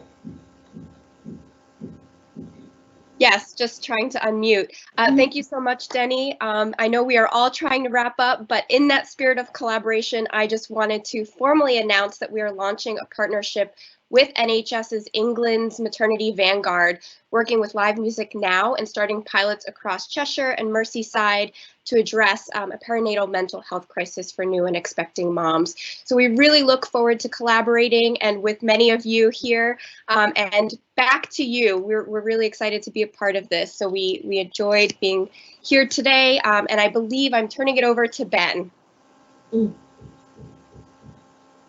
Okay, so Michael, do you want to pick up? Thank you. Yes, yes. Here we are at the end of the conference. You must be all totally exhausted. It's been so inspiring. Thanks, Denny and Tiffany. And it remains for me really just to thank and reflect in less than 5 minutes, I assure you, on this utterly inspiring conference with amazing speakers. Congratulations, Marie, on having pulled it together. Congratulations, the whole steering group that have been not only part of the conference, but also a major part of planning it. And of course, all of you who have been here today. Just one or two quotes just to reflect on what we've heard. Tim just called us, if you remember, the high priests and priestesses of the future.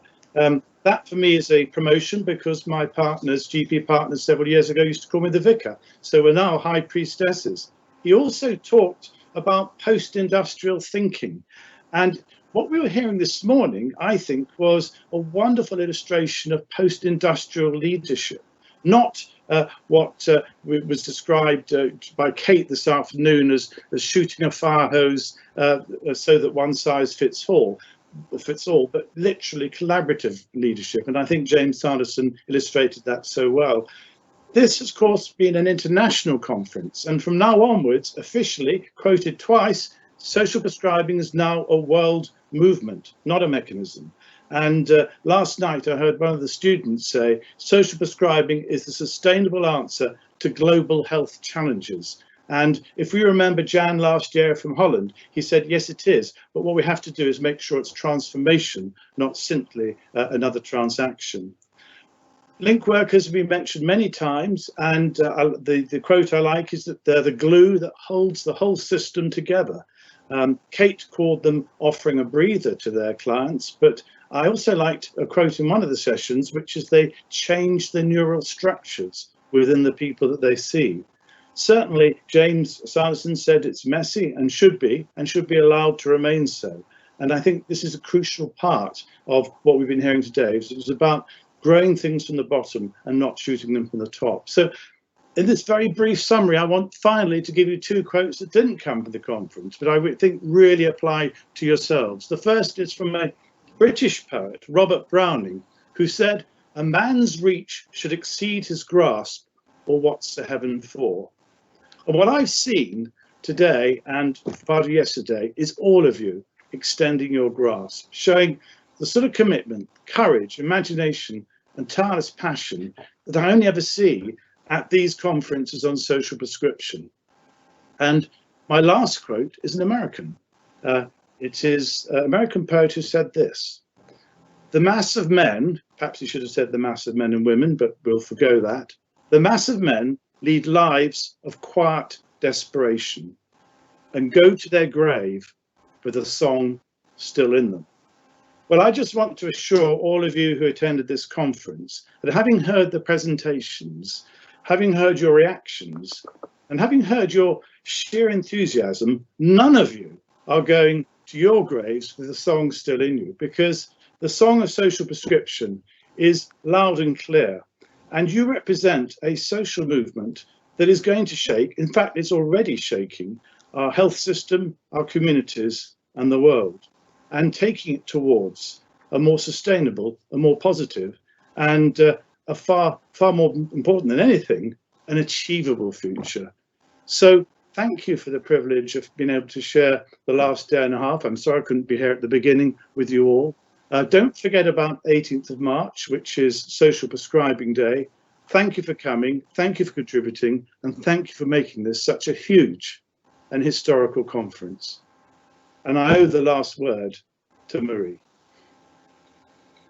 Thank you very much, Michael, and I'm delighted that you have been with us for the past day and a half. So I want to take 2 minutes to make my own reflections and read the summing up poem of which I'll end the conference on.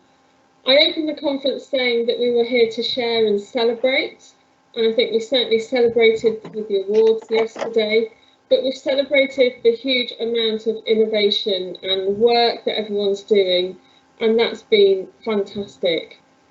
I also said that one of the aims of the conference was to tackle those knotty problems of collaboration and equity. And we haven't solved all the problems. We have opened up the boxes and looked inside and started to take an honest look, and I think that's incredibly important. And I think that everyone's saying you have to ask the right questions and then start to work the answers out. And I like that. And who's not in the room with us, Ian McCreed said. So I take that. And I said the conference was for connecting and that we're a community. And gosh, haven't we connected, whether it's been in the chat function on the presentations or in the network lounge, which really has worked far better than I could ever have hoped. So I'm glad that people have said to me, I feel proud to do my job, I feel part of a community now. So that's just, for me, that I feel like we've achieved our goal. I really want to say a huge thank you to all of the speakers, all of the chairs of all of the sessions, the Social Prescribing Network Committee and Organising Committee, and the behind the scenes staff, because we've had very, very few issues or flaws, and that is just what you see as collaboration in action, as far as I'm concerned. All of the presentations are recorded. We will make it available. We will email you when everything's there. The platform for the conference is open for a month. Keep clicking back in and we'll add all the links to all the sessions for all the recordings into those areas. So I just want you to know that, because people have been asking. My personal reflection is 5 years ago, I could never have thought I'd host an international conference with delegates at this number. I would never have thought the welcome grant we got as a seed award for £40,000 would have taken us this far. And I never thought I'd still be collaborating with the same bunch of people that we started the network with. And I think the fact that we're still talking to each other and collaborating, even though we have lots of different perspectives, is a success. And I think there's something about the time it takes to mature, the ripple effect. And the ripple effect is when you drop that stone in the pond and the ripples go out. And I heard Andy Burnham say it was when I visited Sam Everington that it changed my perspective. And actually that was the same for Stuart. And I heard Cristiano say it was when I came to London and I visited Patrick Hutt that I took that learning back. And I heard people reference the work that I've done and the steering committee's done, which is, I feel very privileged that that's then had a ripple effect as well. So I think we can all be proud, and we don't know how far our ripple effects go, do we? And we don't know what direction they go in. But when you're compassionate and respectful and kind, that gives a ripple effect of hope, and we can't understate that. So thank you, everyone. I'm going to end with the summing up poem of the conference, and I'd like to say thank you for our poet in residence. All her stuff is on our platform now. It feels like blood. Head full to bursting. I wish I could stick a flash drive in my USB of my ear. Download some thoughts and make more space.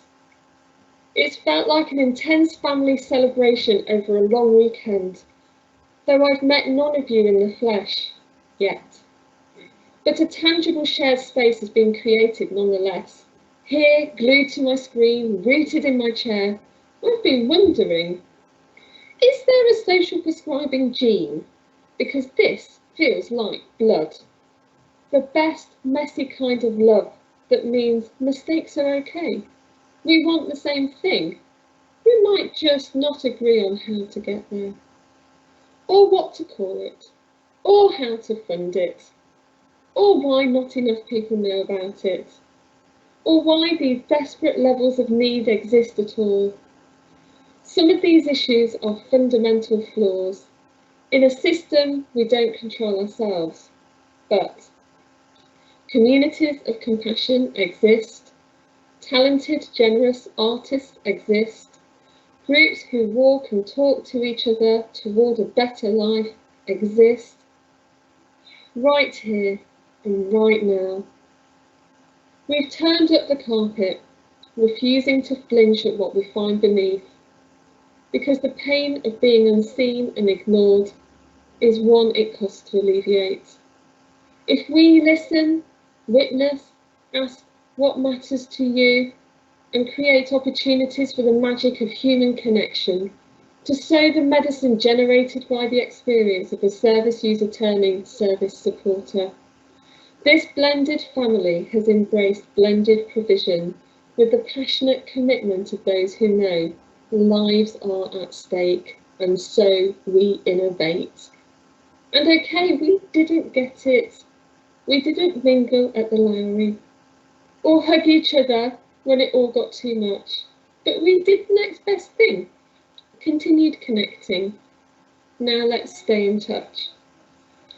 So if you want to say goodbye to people face to face, go to the Network Lounge. Otherwise, we'll see you when we see you. Bye-bye.